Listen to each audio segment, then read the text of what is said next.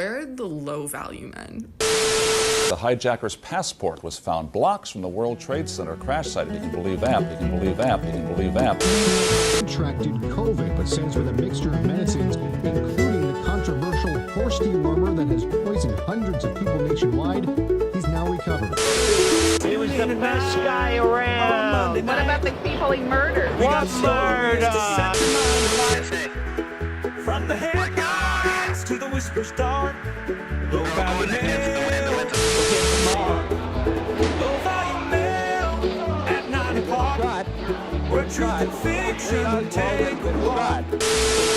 Why don't you swear on the Bible that you walked on the moon? You're a coward and a liar and a thief. Our stories are.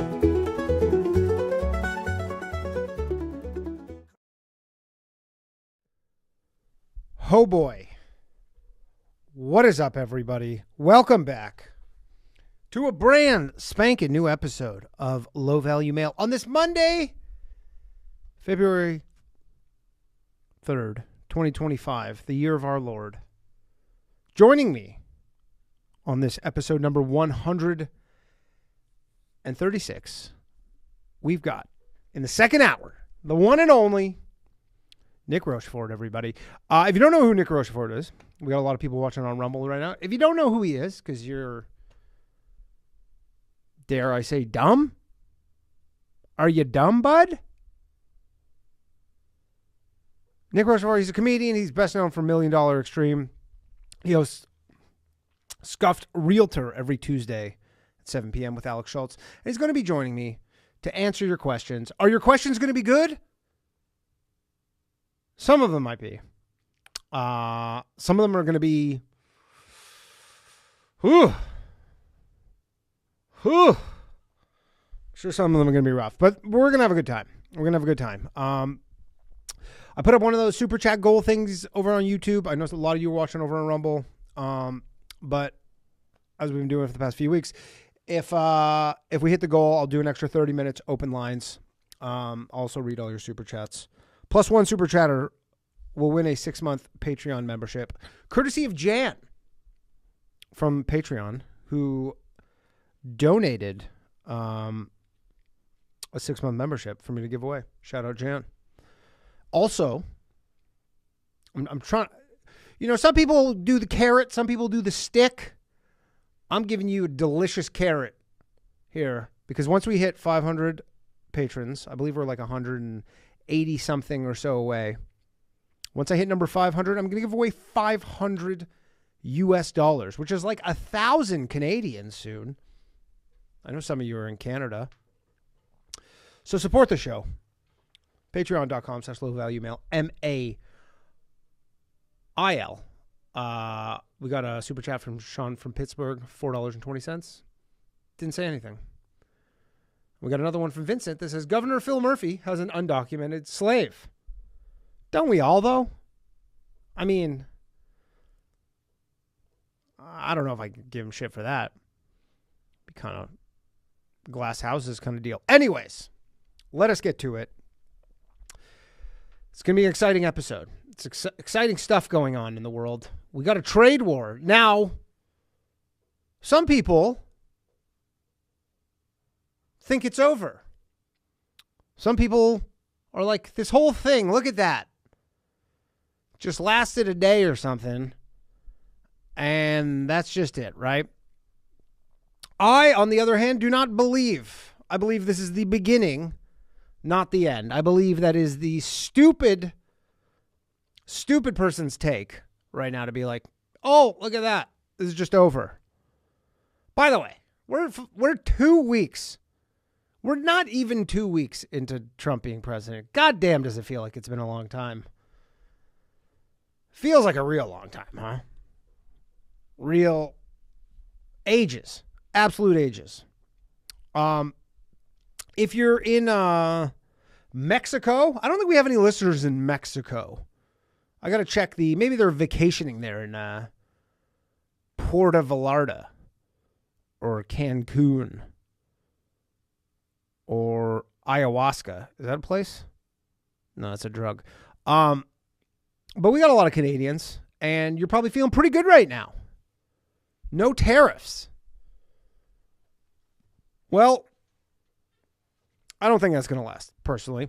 So, for those of you who don't know, and again, I don't know what was going on in Mexico about this. Canadians were pissed. Holy shit. I've been doing this so you guys don't have to. Not that you would, but I have been watching so much Canadian news. My whole life, I was like, Canadian news is so boring. Nothing ever happens in Canada. Nothing. It's like, the rink, the Zamboni broke down at the Barrie, Ontario rink. You go, that's big news. Right? But I've been watching a lot of Canadian news. They're mad. They are real betrayal vibes going on in Canada. They're like, we on 9/11, when your precious towers got hit by the Jews, we were the ones who let you land in Newfoundland or whatever the fuck, Prince Edward Island. I don't even know which one it is. It's one of those two. They go, we did all this stuff for you, America. This is how you pay us back. I will say, because there's a lot of reordering going on in Canada. Canada's kind of woken up. They've come online a little bit, if you want to use that terminology. People are like, maybe having one trade partner that represents 80% of our entire exports, not the best idea. And I'll say it again. I've said it before. I'll say it again. Being polite cannot be your national identity. That is, if your national identity is we're polite, and at one point I believed this in myself. We go, yeah, we're polite. You go, you're going to be a footnote in a history book if that is your national identity. You just go, we're polite. Okay. Well, then you're going to get fucking steamrolled. Okay.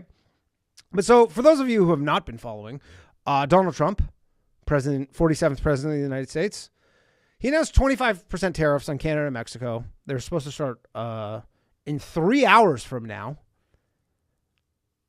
But both Canada and Mexico, they got an extra 30 days for beefing up security at their borders and some other concessions. They both basically said, I think Mexico was like, we're going to send 10,000 troops to the border permanently. In 2019, they sent 15,000. That was temporary, obviously. Didn't work out that well, did it? These are 10,000 permanent troops. Canada doesn't have 10,000 troops to send. They're all busy putting tampons in washrooms, in men's washrooms. So they just said, we're going to send 10,000 personnel, whatever that means. I don't even know what that means. They go, we're going to send 10,000 personnel, which is personnel is the female version of persons, right? Personnel. It might be just a bunch of chicks. I don't know. I think it's a French word, right? But so Trump, and I talked about this last week, Trump, his whole thing is we got to get this fentanyl situation under control. Fentanyl has been killing Americans, and we got to get it under control. And, you know, Canada's not helping. Mexico's not helping. And it's a national security issue, right? And again, I spoke about that. If you caught last week's episode, if you haven't caught last week's episode, I'm not going to rehash it too much. I've been going pretty hard about this because I've been feeling crazy, to be honest. I've been feeling like, you know, like one of those movies where there's like some scientist and he's like he's at his workstation, and then he kind of like, he's just like working in the corner. Nobody really pays attention. He's a mild-mannered scientist. He's not a spicy-mannered. I don't know what the opposite of mild is. I only think in terms of chicken wings. But, you know, he's working away, and then he comes across something, goes, holy shit, they're about to drop a fucking nuke on us, right? And then he's trying to get the information to people, and they like, nobody's listening to him. They just go, and he goes, I have this information. They go, they don't care. This is what I feel like. This is what I've been feeling like. Because in my opinion, and I could be totally wrong on this. Look, we could be talking about this in March, and I'll be like, you know what? I totally missed it. I was completely wrong. But I don't think so. I mean, you got to think in probabilities here. I think a 20% chance I'm wrong. Maybe Trump really only just cares about fentanyl, even though he keeps talking about how he wants to make Canada the 51st state, brings it up every chance he gets, talks about tariffs every chance he gets. But so last week I talked about a paper that was written by one of Donald Trump's, maybe his top economic advisor, a guy named Stephen Miran. It's called The User's Guide to Restructuring the Global Trading System. Right? It outlines how the United States can bring back manufacturing, lower their national debt, weaken the U.S. dollar, which for a reserve currency is essentially impossible because if you're a reserve currency, you essentially have to always run a deficit because people need your dollars. There's a huge demand for your dollars because you're the reserve currency. And then essentially lower income taxes via tariffs, right? And so an interesting thing, and this is why I think this is bullshit, right? So in order to use, and I've been reading so much about this. I don't want to say I'm a tariff expert at this point because I still sometimes spell it with 2 R's instead of 2 F's. So I hardly say I'm a tariff expert, but I'm reading a lot about it, right? So you don't have to. I'll say that. You don't have to. But so in order to use blanket tariffs, which is what these are, normally if you want to use a tariff as an American president, you got to first off go through Congress. Could take, 6, 12 months to get something like this passed. And they have to be specific. You got to be like, we're tariffing this specific item, like steel or whatever. You can't just be like, we're putting a blanket tariff on a country. The only way you can do that is by using what America has. It's called the International Emergency Economic Powers Act. It was passed in the 70s, 1977. Essentially allows the president to put blanket tariffs on any country without going through Congress. You can just do it immediately. You can just say, we're doing it tomorrow, which is essentially what Trump's been doing. You can just do that instantly. But you need a national security threat specifically. There has to be some sort of national security threat. You can't just say, hey, this would really help the economy. We need blanket tariffs. Doesn't count. You need the pretext that there is a national security threat, right? And, what's a better national security threat than a fentanyl crisis and the border? Now, conspiracies have potentially fried my brain. And, maybe Trump is just wants Canada and Mexico to fix the border. Maybe that's what he wants. He just wants Trump and Canada to fix the border and just stop fentanyl. 30 days doesn't seem like a lot of time to do that. I'm no expert on the war on drugs, but it's been going on since 1971, I believe. And that's 54 years? And they haven't managed to really fix that. But now Canada and Mexico have 30 days to fix the war on drugs. And by the way, you know what? I might be off on this. I don't know. None of this makes sense to me. I'm feeling crazy here because America's like, hey, we want less fentanyl coming into the country. First off, all the precursors for fentanyl come from China. Like 100% of them, they come from China. I don't even think they're illegal too. There's like a weird thing where the precursors are actually like technically not even illegal. They're like regulated highly, but I don't believe they're illegal. I could be wrong on that. But isn't like U.S. Customs job to stop drugs coming into the country? Like, isn't that how that works?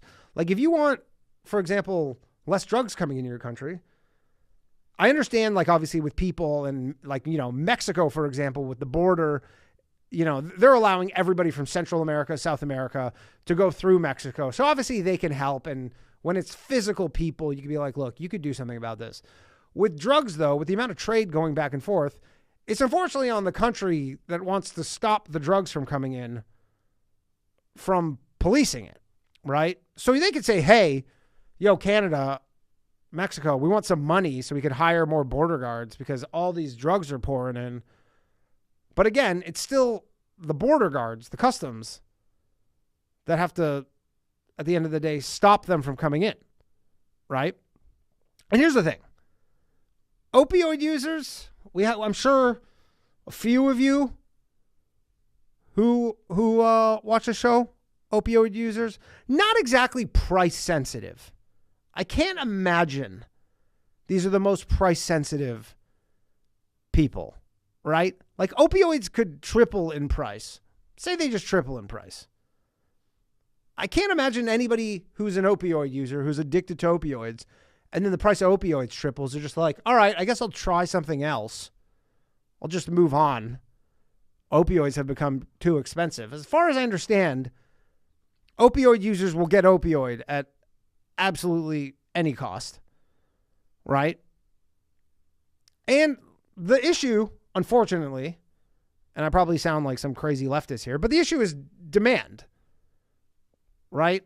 Like the problem why there's an opioid crisis is because people want opioids. Obviously, there's the whole thing where it gets mixed into coke and MDMA and all that stuff. That obviously is a problem. I can't imagine that's a huge percentage of the people who are getting killed. Obviously, it's some of them, but I would guess it's single digits if I had to guess.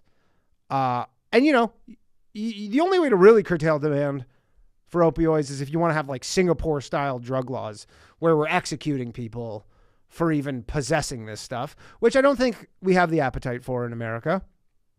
I don't really think people want to do that. Because, again, there's been a war on drugs for 54 years. They've done everything to stop these drugs from coming in. It's just a cat and mouse game.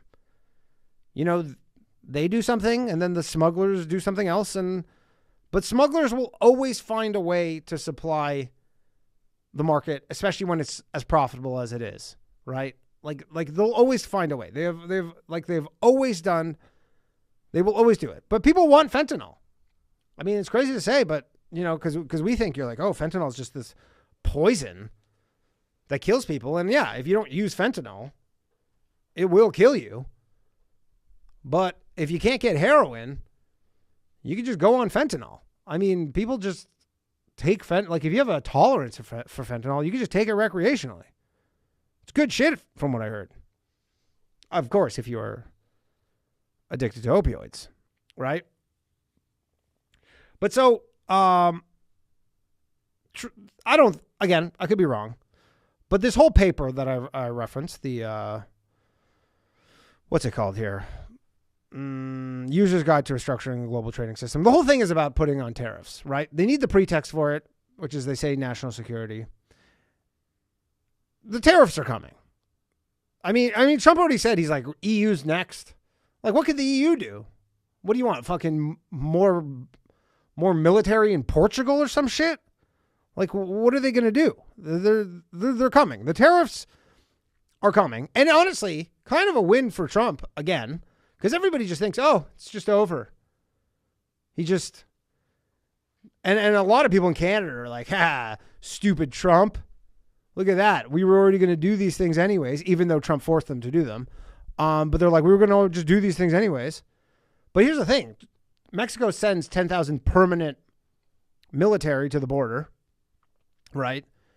Now, if in 30 days from now, Trump's like, you know what? I'm still doing tariffs. That didn't do anything. Again, how do you even quantify this? Like 20 pounds of fentanyl was seized coming into the United States from Canada last year. Like, does it have to be zero? Like, if they go, we didn't seize anything? And also, over what time frame? Like, wouldn't you have to wait like a year to see if this is successful? And then also, if it was zero and you go, yeah, but the deaths are the same, so I guess we're just not catching it. So that didn't work. But Trump's just going to say in 30 days from now, he's going to like, look, appreciate you doing that. That was awful nice of you to put 10,000 permanent military at the border, Mexico, and personnel or whatever the fuck, Canada at the border, but still doing tariffs. And, Mexico can't just turn around and be like, hey, well, then we're removing these 10,000 military, because you're like, okay, well, then the tariffs are doubling. So if anything, Trump's just getting even more than what he wanted. But the tariffs are coming. They're like, if you believe that paper, and maybe the papers, I don't know, maybe this is like 8D chess and Trump just kind of put that paper out there. And then people, but again, nobody's really talking about this paper. That's the crazy part. Is like, I've seen like 5 people talk about it. I feel like I'm like one of the, I mean, I'm definitely the only like podcaster talking about it. I haven't seen anybody talk about it. Everybody's just like, yeah, Trump's really concerned about fentanyl. And hey, we beefed up the border. So just, that's water under the bridge, everybody. Nothing to worry about. And, Canada is, you know, I've watched a lot of conversation in Canada. This is another element to it, which is that Canada has realized, they're like, yeah, we can't be dependent on the United States for all of our exports. And Canada, because of all their environmentalist bullshit and crazy protectionism within provinces, they can't really trade within, it's easier to trade with America than it is to trade with other provinces, which is insane.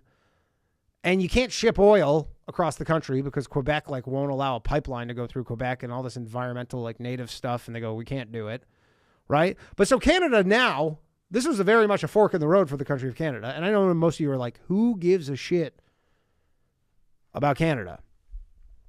Right. But this is just the start of it, in my opinion, with the tariffs on all countries that have any sort of trade surplus with the United States.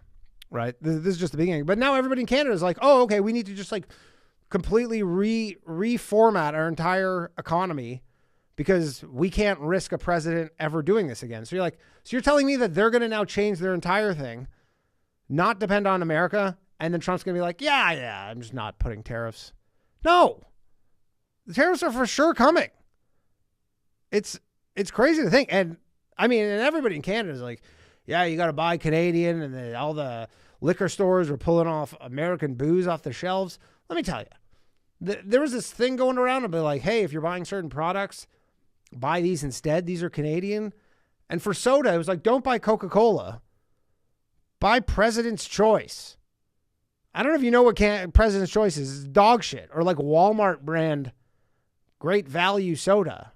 Or Canada Dry. You're like, yeah, you know what? I really like Pepsi, but I guess I'm going to drink ginger ale for the rest of my fucking life. No way. There's no chance this is happening. And again, there's no way that it's just like, hey, we just beefed up the border, so this is just over. And this is probably the most telling thing out of all of it. Trump posted a tweet today after he had a little conversation with Justin Trudeau, basically saying, this is all the things Canada was doing. We're securing the border, fentanyl, yada, yada, yada. The end of it says, and this was on Truth Social, which I'll never forgive Trump for making me go on Truth Social, the amount that I'm forced to do that now. But he says at the end of it, he goes, as president, it is my responsibility to ensure the safety of all Americans, and I'm doing just that. I am very pleased with this initial outcome, and the tariffs announced on Saturday will be paused for a 30-day period to see whether or not a final economic deal with Canada can be structured. Fairness for all. You got played, Canada. Like, I hate to break it to you, but you got totally played. You're spending all this extra money for nothing. It's going to achieve nothing. And again, maybe I'm wrong. And if I'm wrong, I'll take the L. Take a big ol' L, right? But there's a lot of tells in all of this that's going on. I mean, that obviously was a big one. Also, a very interesting one is that Trump, in his first term, cared so much about the stock market. The stock market was essentially his barometer for the success of his presidency. He would never do anything that was bad for the stock market. Now, and he said it specifically, he's just like, look, that's not kind of the main thing right now. We're not playing a short-term game. We're playing a long-term game. Yes, there might be some pain. Yes, your avocados might cost a little more money. Sorry about that. You're going to have to learn to pay an extra $1 for an avocado, or don't eat avocados. But Trump's playing the legacy game right now. Everybody in Canada, and I said this the 2 days after he started cracking these jokes about about absorbing Canada, making it a 51st state, which I don't think he's going to make it a 51st state. I think he's going to be like, oh, 51st state. And then he'll be like, well, you might settle for being a territory. Right? Art of the deal, baby. It's the art of the deal. You think, hey, we'll never be a 51st state. And he goes, okay, what about just a U.S. territory? But yeah, the boycott thing, it's like people in Canada, you know, it's kind of like the Ukraine thing where everybody was so like gung-ho. By the way, I see a lot of you on Twitter responding to me. None of you have Canada or Mexico flags in your bios. It makes me sick. We need to rally around this.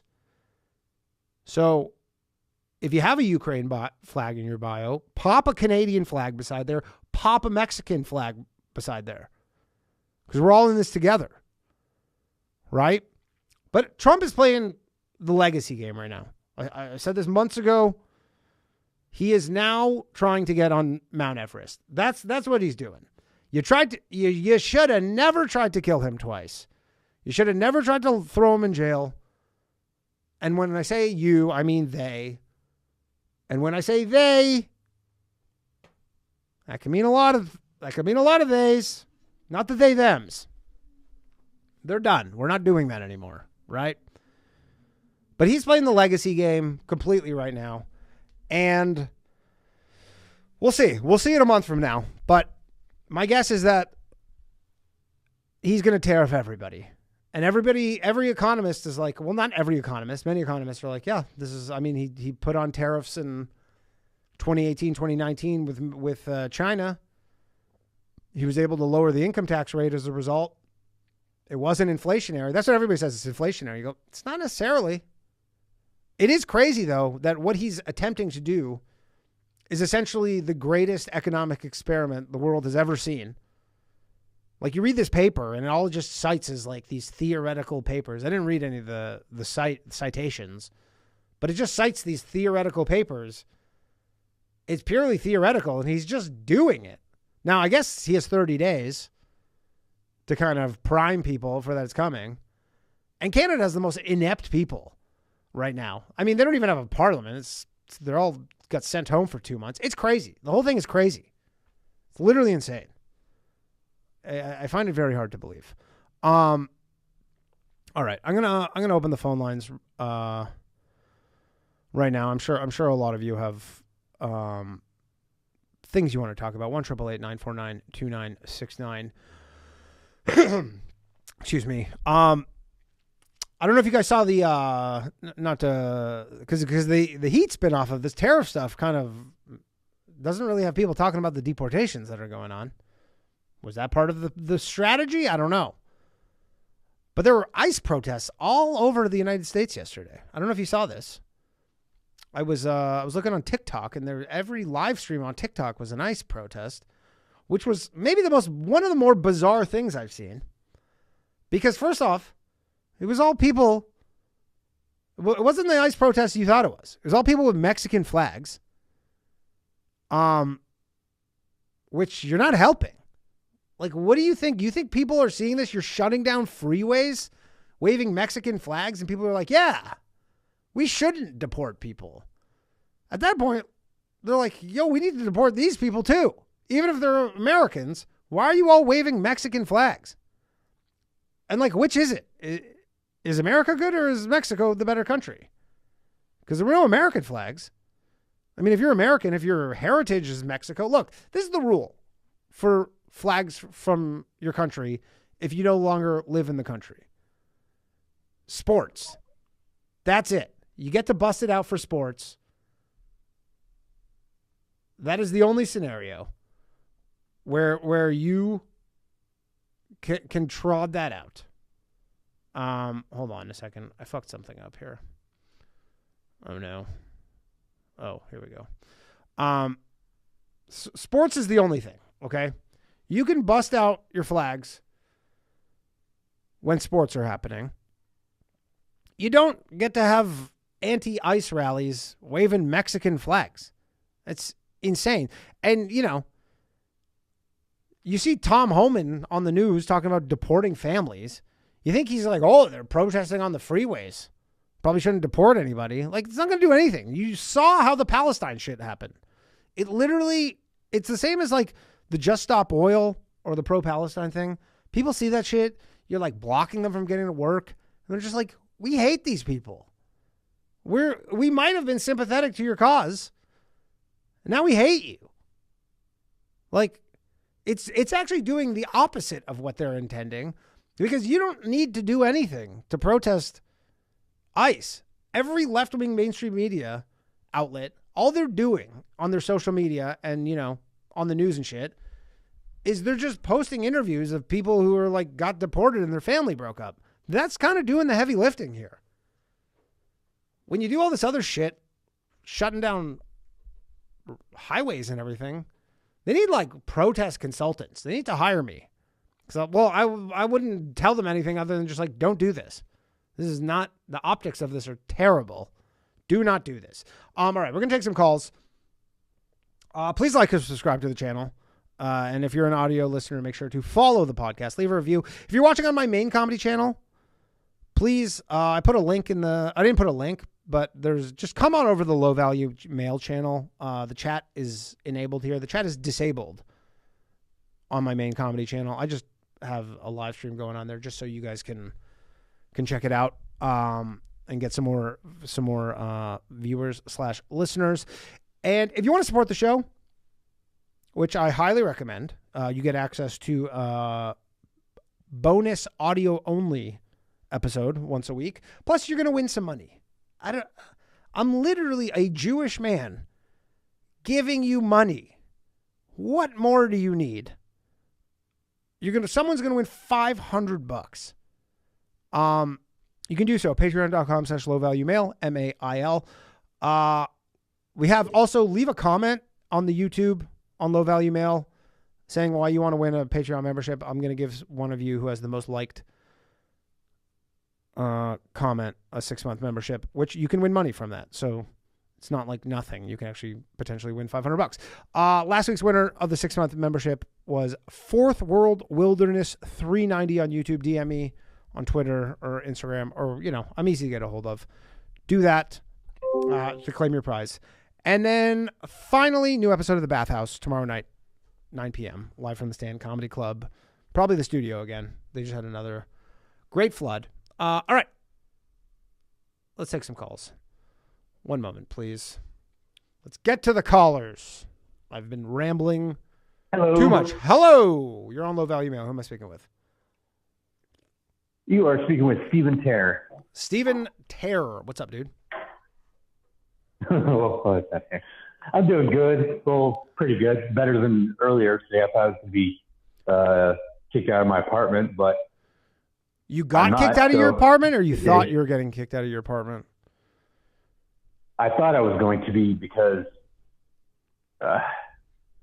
Section 8 stuff, and I haven't really kept up with it, and it's been interesting. But when you say you haven't kept up with it, you just weren't paying your rent? No. I'm in Section 8 right now, where my rent's getting paid. Oh, gotcha. Because I'm recovering addict. Okay. Congrats. How's that going? And it's good. Good. Is just I don't know. So what do you want to talk about? I'm kind of nervous. Oh, it's all good. Nothing to be nervous about. We're just chatting on the phone. Yeah. Just pretend like I'm a debt collector. What have you been up to? What have I been up to? Well, I was just got back from Florida actually this afternoon. I was in right near Mar-a-Lago actually. Oh, sounds nice. Went for the weekend just to get a little vitamin D. No, I'm back. I hope you can tell. I got a little tan. Yeah. Probably can't tell. But, yeah. So what are you recovering from, if you don't mind me asking? Well, I used to do a lot of meth. Meth? And I've been off of that for meth. Yeah, meth. Yeah, that's what I heard that. Is that hard? How hard is that on a scale of 1 to 10 to come off of? Well, with the way that I came off of it, I had absolutely no choice, because I was living with my brother and I couldn't do it around him. And so it's a big gauge, right? I have heard that. Initially, like a long time ago, whenever I did first do a lot of meth, was at this gay dude's house. He was like, "Yeah, come over," and he just wanted people to come over to have friends around. Yeah. But then you find out later on that he'd tell other people that came around that he did some stuff with you whenever he didn't, because he was fucked up on meth. Right. And right, made up stuff. Huh. He also had type 2 and 1 diabetes. What was that? He said he had type 1 and type 2 diabetes. I didn't know you could have both. I don't know you could have both. You can't. Yeah. Oh, okay. So he's a bit of a liar. Yeah. He was it's like one of those, you can't really ever trust can't trust a meth addict. Yeah. That makes some sense. Because they can be the sweetest person with you one time and then steal everything you got. Interesting. Illuminating. All right. Well, I'm going to let you go because I got a bunch of other callers here, but appreciate you calling in, man. All right. Thank you much, Danny. You have a good one. Take care. All right. That was Steven. We're going to take a call from Canada right now. Yes, we will. Call from Aiden in Ontario. What's up, man? You're on Low Value. Hey, how's it going, man? Very well. How are you? Pretty good. How much do you hate America right now, Aiden? More than ever, which that's what I've been hearing. Wasn't that much to begin with. But, I know. I think I'm the least mad guy about it. Well, I'm other than the straight up, American simps who are happy about it. I think nobody who's realistically well informed thinks it's a good thing, but for us, I understand the American perspective, so that's why I'm not mad at it. Yeah, like it's definitely not good for Canada. I mean, it arguably depends who you ask. Could be good for America. Definitely not good for Canada. Well, my optimistic take is that maybe the conservatives come into power here. Maybe what Trump is trying to do for America can happen here, and we can, boost some of our own productive sectors, manufacturing, and that sort of stuff. But I mean, the problem is the last 10. The last 10 years.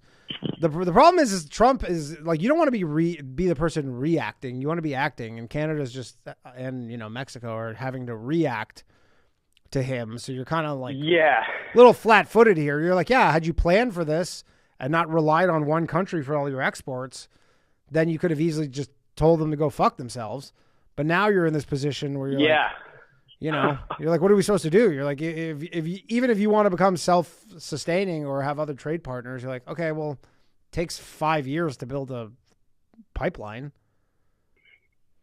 Yeah, I mean, it's kind of our fault that we're in this position in the first place. Can't really blame them for such a concentration. It's convenient, they're right there, so makes trade easy. I think it's beneficial for both of us. I'm in the libertarian camp, so I'm prone to free trade and free markets. But the other side of free markets is it's a negotiation process. You can't sell something to somebody if they don't want to buy it. Yep. Now, were you gonna do the whole boycotting American goods and buying Canadian stuff? Should had this gone through? I don't give a shit. Yeah, I don't think a lot of shit, man. I don't think. How old are you? I'm 28. Yeah. See, I think boomers and stuff who know a Canada that was much different, and they were probably this country, but that country is the one that they knew is a lot different. Long gone. Yeah. I always. And they haven't realized that yet, so they're still trying to fight for something that doesn't even exist anymore, buddy. So yeah, you probably know this. I don't know if a lot of Americans realize this, but when you're in school in Canada, they very much pound it into your head. They go, America is this melting pot, And Canada is this mosaic where, you know, in America you can come there, but you have to be American. And then Canada, if whatever you are, you can just still be that. And I'm like, yeah, there's no way that over a long enough timeline that's sustainable. Like America nailed the whole like national identity thing. You're like, if you just bring all these people in and say like, continue being the thing you were, you're like, yeah, that worked for 20 years maybe. And then now you're like, yeah, play this out for 50 years. You're like, you don't have a nation left. Oh man, you can see it happening in real time in the World Juniors. I mean, that's basically what Vivek was talking about. There's the results of all your mediocrity culture right there. Yeah, I know. And I mean, that's like, you know, I moved to the United States specifically. And we have it worse than you guys do for sure. Yeah.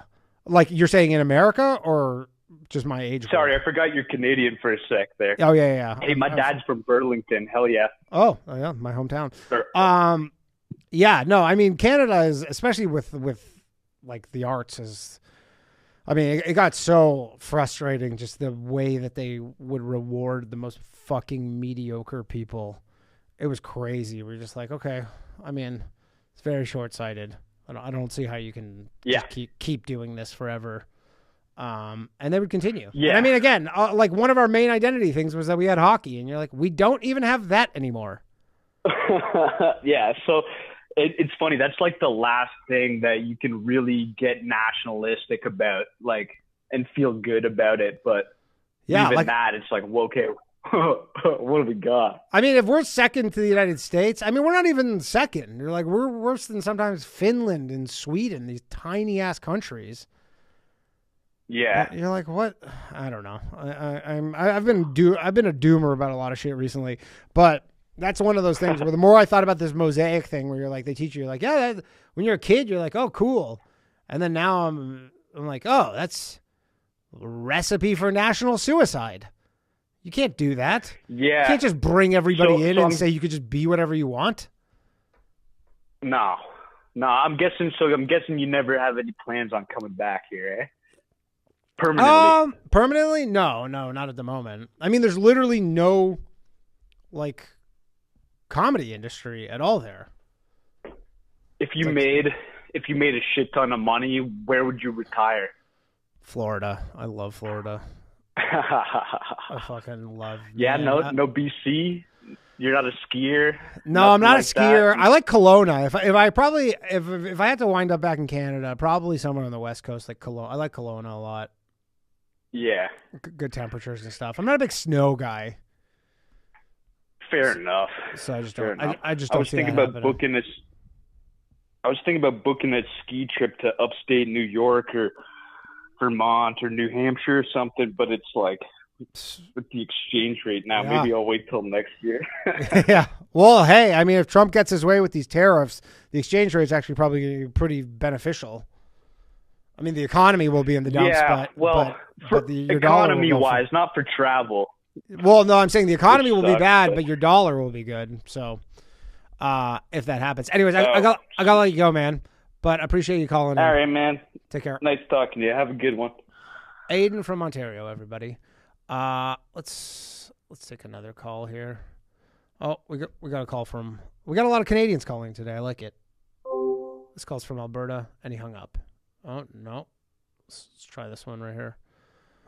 One moment, please, everybody. Thank you for all the super chats. I'm gonna read them while I wait. Please unmute yourself, caller from Fort, potentially Alberta. Dylan says, Danny, what do you 400 for? I don't know what that means. Dan Buckley says, none of the true believers are asking themselves, who cares? This is the real shit. Fascinating about this paper. It's very telling, and I otherwise wouldn't have heard about it. More of this, please. I mean, I kind of came across it randomly. I don't have the bandwidth to just be searching the internet for this random shit. Blankers says, the RCMP CSIS project Sidewinder in the 90s learned about Chinese drug smuggling. The Fed of all parties and most provincial parties are infiltrated and compromised by China. America knows it's bad. Hello, you're on Low Value Mail. Who am I speaking with? Is this me? Yeah, you're on. Oh, sorry. Sean. Sean, what's up, man? The caller ID says Ontario, but I am located in Alberta because I'm like a refugee. Yeah, we're in Alberta. Oh, God, the far north, Fort McMurray. I did see Ryan last weekend, Woo! actually, in Edmonton when I was there. Man, that's Fort McMurray. Yeah. That's and I saw you in Burlington a while ago. I just hell wanted yeah. to say I'm happy that your numbers are going up. And thanks, man. Especially on this. I know that you're trying to do that. Yeah. Anyway, listen, pretty crazy times. I think we were just preparing for all these tariffs, and then suddenly they're like gone for a month, and the whole reasons for why they're being implemented don't make any sense. But whatever, that's not like one of the biggest things. I used to live overseas, and I met a lot of Americans that work for NGOs. I have some friends that work for USA Aid, and like basically they can't get any money moving. Their whole money like system has been frozen, not by the government, but like Elon's like 20-year-old interns. I know. Which is like fucking illegal, completely treasonous that he's running the entire U.S. government on his own private server now, and nobody seems to care. I mean, I saw the whole thing with USAID. I followed it. Like, I watched Mike Benz when he was on Rogan, and he talks about all the USAID stuff and how it's like, essentially they just issue blank checks.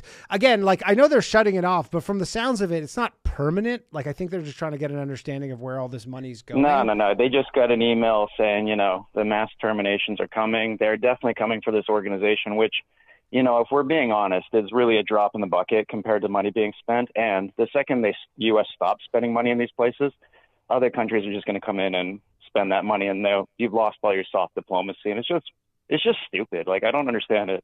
Yeah. None of these policies make any sense. What are the NGOs? Even the whole win. What are the NGOs that your friends work for? Like, what do they do? They encourage like good governance, and they invest in small businesses, basically. Mostly. In what countries?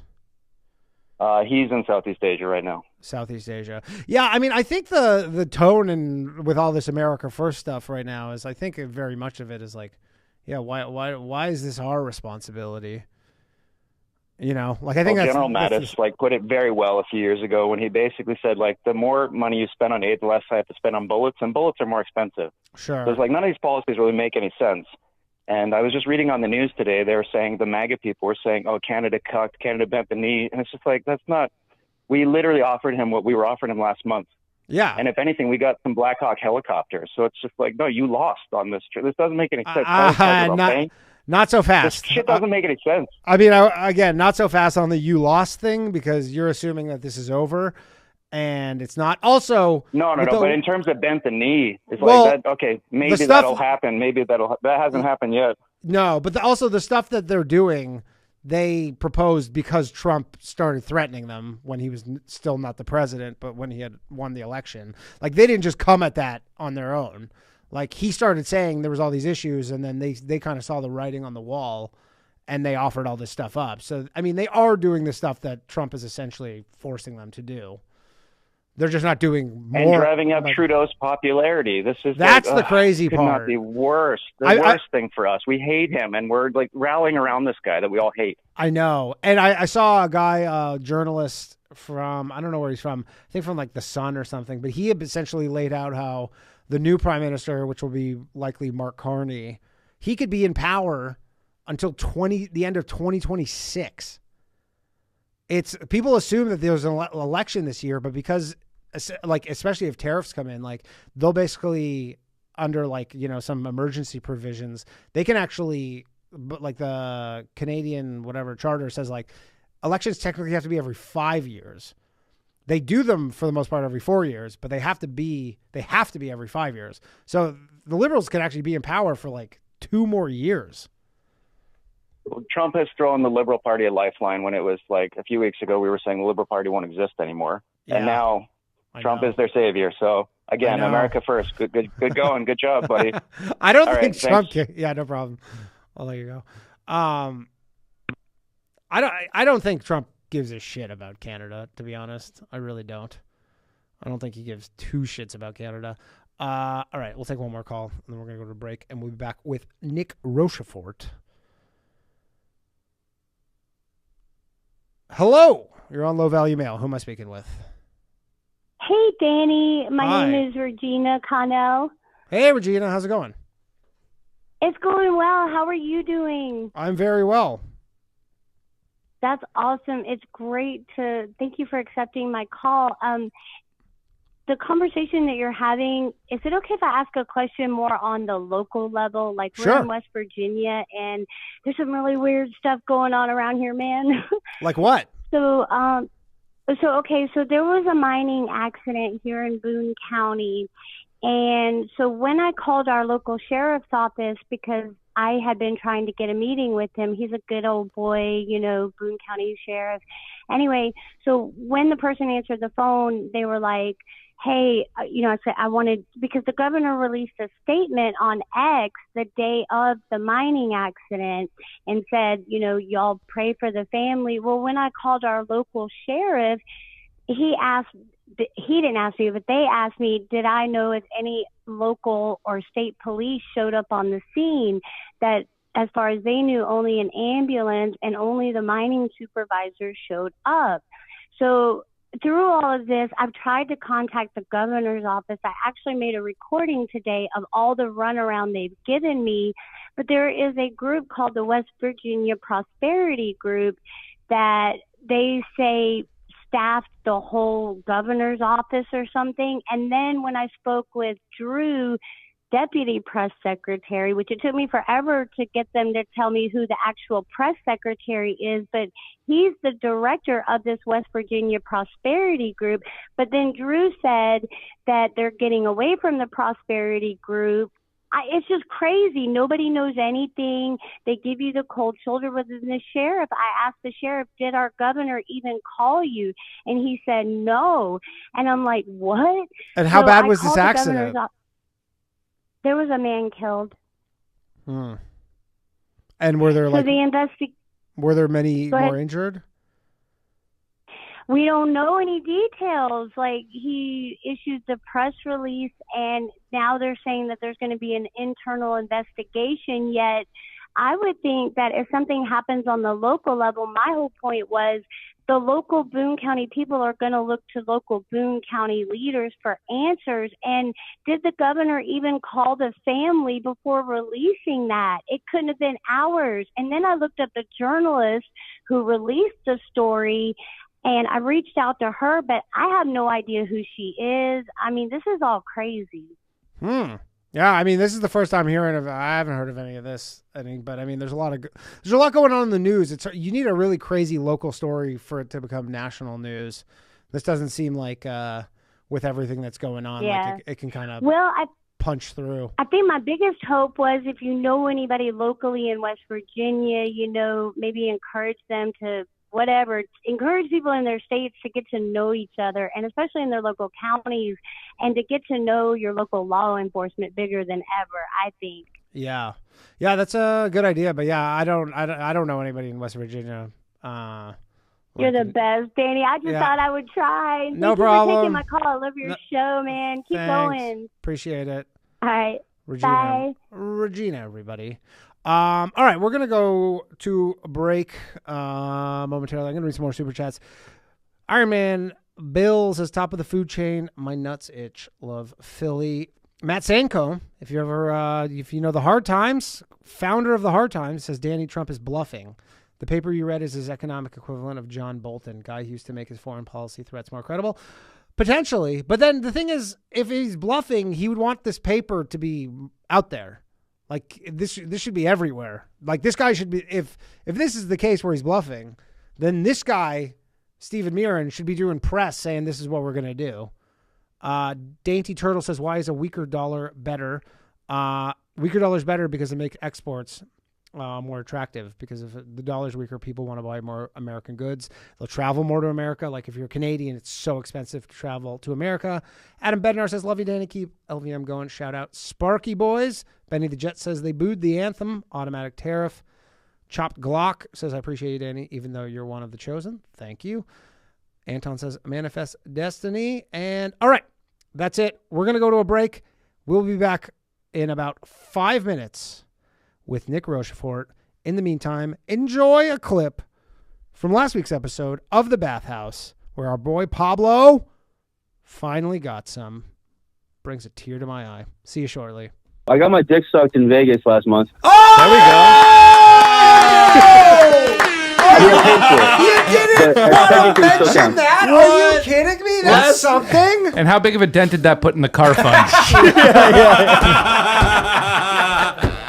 Congratulations, Pablo. Yes, man. Dude, that is honestly maybe the best news I've heard in months. Because this has been like a 2-year thing. Wow. Pablo maybe called in on the first episode of this show. I think I've actually talked. Probably had a conversation. So Pablo, how did that work? Draft. Was it like a? Did you pay a professional, or was this like you kind of did this? Yes, I paid a professional. I said I'm in Vegas. I won a little bit. I won a little bit of cash at the casino. I was like, you know what? Let's see if my luck keeps going. It's not really lucky. That's not like transactional thing. I don't care. Don't let them bring you down right now. No, Pablo. we're not bringing you down. Pablo. Let's see if I can get lucky with this whore. Hey, how much do you need? $100. Fortune favors the bold. Where did you find this upstanding young woman? Escort website that I remember Louis J. Gomez talking about. Oh my God! See, people say comedy podcasts are just pointless. They really help people. They're very informative. How much? May we ask? It was $600. Oh my God! It was $600. It was terrible. Wait, what? It was terrible. Was it a condom on blowjob? What was that? Did you have to wear a condom for the blowjob? Yes. Johnny Glover. This is so much worse than not getting blown, dude. No, I don't agree. It's still better. I don't agree.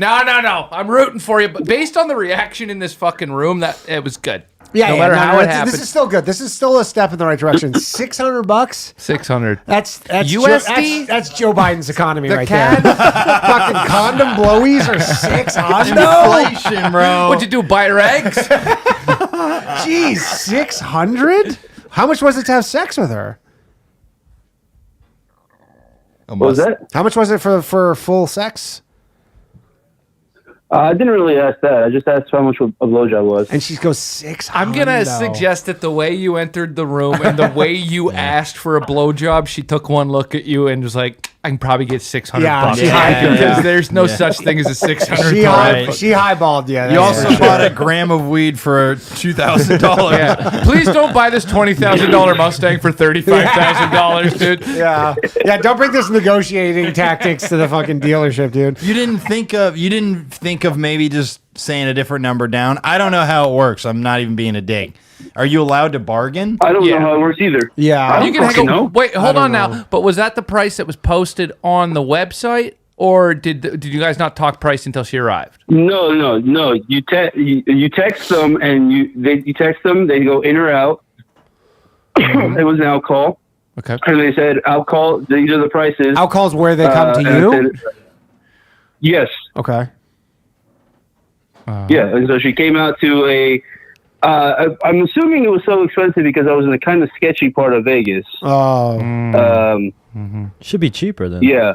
Yeah, right. I think so. I have a follow-up. Vegas is everything's not if expensive. they see you coming, though, dude. Yeah. Wait, why was it so bad though? What was so shitty? So this is the about it? first time your penis has ever been in a woman's mouth and it wasn't good? What the fuck is that noise? I don't know. Sorry, say that again? I said this was the first time your penis has ever been in a woman's mouth and it was not good. What do you mean not good? Like you didn't like it? About? Like you didn't, not that you didn't like it. I'm sure you liked it, but like you said it wasn't that good. Like what was specifically the issue? No, I mean, no, it felt good, but then, I nutted and then she left and I was like, I paid $600 for that? Yeah. Would you have preferred she stayed? Just fucking talk your ear off, coked out prostitute. That's literally what you pay for, dude. It's $100 for the blowjob, $500 for her to get the fuck out of there when you're done. Peace out. No cuddling. How long did you last? What the fuck was it? Let me see. We talked for probably 3 minutes before she put the condom on, and then I don't know, maybe 2. All right, we are back, everybody. Thank you for waiting patiently in the break. We got Nick Rochefort, everybody. What's up, man? Hey, how are you, Danny? How's it going? I'm good. How you been? I've been good, man. I've been Last time I saw you, I was blacked out in a casino at 4 a.m. Well, good. I ended up staying till 10:30 a.m., which is the perfect time to stay at a casino and drink and talk to people. So thank you. Man. No. Yeah, that was really good. So since then, I've embraced sobriety and Jesus and my Lord and Savior Jesus Christ. Sure, that's what generally happens. Is you have a rough one and you go, I think I'm a Jesus guy now. Yeah, this is going to be good for me. I like the way this feels on it. I'm going to wear it like a nice shirt. You're gonna wear a nice shirt? I mean, dude, you make some fire shirts. That's the thing is you can whip them up yourself. Yeah, no, I whip them. Yeah, I craft them. I screen print them. No, I have a team of girls making them. But no, I'm saying Jesus Christ fits like a nice pair of pants. It fits like a nice slacks after a 10:30 in the morning being a fucking degenerate piece of shit. So yeah, sorry, I just realized my video wasn't on for you. Love there it. You go. Producer Mark got it on. Yeah, thanks, buddy. Appreciate it. So how you been feeling about things? Just the world. Good, man. Yeah, the world's good. I never pay attention one foot in front of the other, but busy, man. Fucking lifting and getting yoked. Trying to get yanked. That's my. I want to get as big as possible at 40, which is the perfect time to get fucking yanked. Yeah, me too. I'm the same age. That's what. Dude, I saw Alex. Did you see Alex Jones? Yeah, he looks good, huh? He's on T though. He's got to be. Oh yeah, he's got a team. He does look good. And honestly, I saw a picture of him literally this morning. I was like, damn. I said to my wife, I was like, fucking Alex Jones looks fucking good, dude. He's got. I mean, we look similar. Like, like I'm not far away from Jones. Like, I will look like him when I get older. Him or John Taffer, one or the other. I mean, he's got like the Mel Gibson. How are you doing? Last time I talked to you, you were on like that was only in October. But you were on T. You were hitting it. No, not on T. I was on what was I taking? L-carnitine. No, that's what I was on. I want to go on T, but the thing is it makes you sterile. Really? Yeah, it's like you can be sterile, and then it's I don't want to lose the option to have kids. Okay. Yeah, but I want to get on T, man. I honestly want to have kids just so I could go on T, just so I can kind of get that out of the equation. Yeah, so the only way to do it, I think the best way to do it is next time you come inside your wife, you have to say, is this fucking good enough for you? As you're driving her by the pussy? Can we do an instant pregnancy test, please? Because I really want to go on testosterone. You just call a doctor on speakerphone, and then you just like, I just came in here. When is this fucking baby going to come out of a cunt? And then the doctor's like, is that how he thinks it works? Yeah, well, I just want my youthful energy back. No, I know. I see the guys on T, and like you can see it in their face and their lifts and shit like that. I go to like the old fucking homo gym, and it's like with all kids, like baseball fucking losers and shit, and they're all on T, and I'm like, I try as hard as I can, but you can just tell I'm getting outclassed like 5-1 by these guys that are cheating, and I'm jealous. I want to go back on. I mean, you know what? I did Ethan Suplee. You know him? Yeah. I did his podcast, and he's obviously like gotten huge. And because I don't know if you have the same deal. I don't not to make this like a big workout thing, but I try and go hard, and then I just get so banged up. Yeah. And he was like, your shoulder separate and shit like that. Oh man, it's just it's whatever. There's just always something. Like it's always just like I'd go hard, and then I'm just like out for a month or two or whatever. And then you kind of lose all your progress. Like you lose a lot of it fast or whatever. But his whole thing is he's like, I do really like light weights. Same with Rogan actually, but they just like, they go really light and just like super high volume, but you don't get banged up. I want to ask you, cause I a bunch of people dropped me some questions, and I'm sure people will call in. I'm going to open the phone lines in a bit, cause I'm sure there's a million questions for you. How's the real estate market? It's good, man. I'm building to rent, which is like kind of like a thing they're doing in Texas right now. Real estate market's good overall. There's no supply. I mean, it's going to be like a regional caving in certain areas, like the overdeveloped areas where guys built, like there's just no houses. Let's build. And, the Pulte guys, the major builders. We have a couple of guys that like follow that. Give us intel, but like basically Florida, Arizona, all the places you'd expect: Riverside, California, Florida, Arizona, Texas, some parts of North Carolina, Idaho, places that got too big too fast, and then Florida in its in certain areas. I think West Palm and South Florida is going to be okay, but the rest of it might. I think Jacksonville and Tampa are going to be okay, but some parts up here there's just no inventory. Things are selling for. I hate the market where I live. I live in Rhode Island. I'm building like right around $1 million price tag house. I'm building one. I have another lot that I'm going to build another one, and I'm just building them and renting them out. That's it. Yeah. And you're renting out just to families? To my boys. Oh, to your boys. I'm renting one out to like Joey, the rapper Joey. Yeah. He's got the first one, and then I got a second one that I might take, and then I'll rent my house out to Alex Schultz, my guy. Yeah. I don't want to make any money on the actual. I don't give a fuck. I'll just like, hey, listen, this is the mortgage, this is the nut. It's kind of a retarded plan. I don't know if it's gonna work, but I know I can build them for like, I think like $600,000. I'm getting kicked in the teeth so fucking bad. Like, imagine a guy who's, I'm a tall guy who looks like he could build a house. Just imagine me crawling backwards onto the lot and sucking cock all day. That's what it looks like me. That's what it looks like me building houses. Are you getting hurt with the deportations? No, none of that. None Literally of that? not even like an ounce of that. No. Like, it's I'll not be like sad when it's not hard to. Framers are like white guys around here. Like even the landscapers are all legal. They're Guatemalan, but they're fucking more racist than I am. Right. Nice. Yeah, they're like, get them the fuck out of here. That guy's a fucking, you should hear what they say. They're fucking wild. So I'm actually a renter, but like, it was funny because I actually wanted to ask you, how do you like avoid getting ripped off by like tradespeople, or is it just not avoidable? I don't know. You tell me. I don't just understand the complexity of the job. I mean, there's like a questioning, asking their time frames, understanding the job. I know how to do things, but when it comes to like touching tools and like, I can't swing a hammer. I've just been around enough jobs to know, but like knowing what they're gonna do, like in when they start telling you need like tail light oil and shit like that, like you're in trouble. I get it. I suck dick. I get it. Yeah. So yeah, I think that's it. It's just understanding the job and then understanding like how much things are. Like a guy, my garage door guy, just tried to get me real bad, and I kind of yelled at him. I was like, "What do I look like, a fucking asshole, Paul?" Like, I asked him, "How much do you want to make for a day's work? Just tell me straight up. You can't insult me." And he's like, 2,000. I'm like, "Well, then how's the job $16,000?" Right. You want me to believe that 2 garage doors are fucking $7,000 a piece cost? What, I look fucking gay to you, dude? Like, give me a break. My Marvin, like, my wicked expensive front door is like $2,800 or $3,200. A garage door is $7,000 a pop. Well, and it's like, see, now you fucked up. Yeah. Now you get none of my one house per year jobs. Hey man, soon. Dude, that shit compounds. Get out of New York, you fucking maniacs! I know, man. I was just in Delray Beach all weekend. Yeah, dude, it's so nice down there. Wait, did you go to Black Box? No, I wasn't even doing comedy. My in-laws have a little vacation property down there that just sits empty all year round.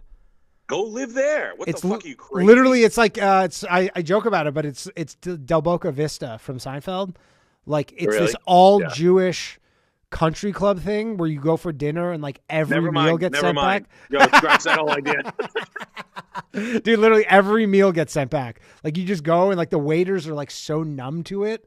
Because they're just like, they just know, like, because some people do feel bad. You're like, I have to send this back, and they're just like, no, it all gets sent back. Do you design? Yeah, it's literally, that's what it is. Do you design all the places yourself, like the interiors? Yeah. I love that's the part I like to razzle dazzle about now. My wife and I have been doing like interiors and shit for like, we've done like 3 or 4 houses together. I bought this barn I'm living in. I built this barn here, but this is my first like full build.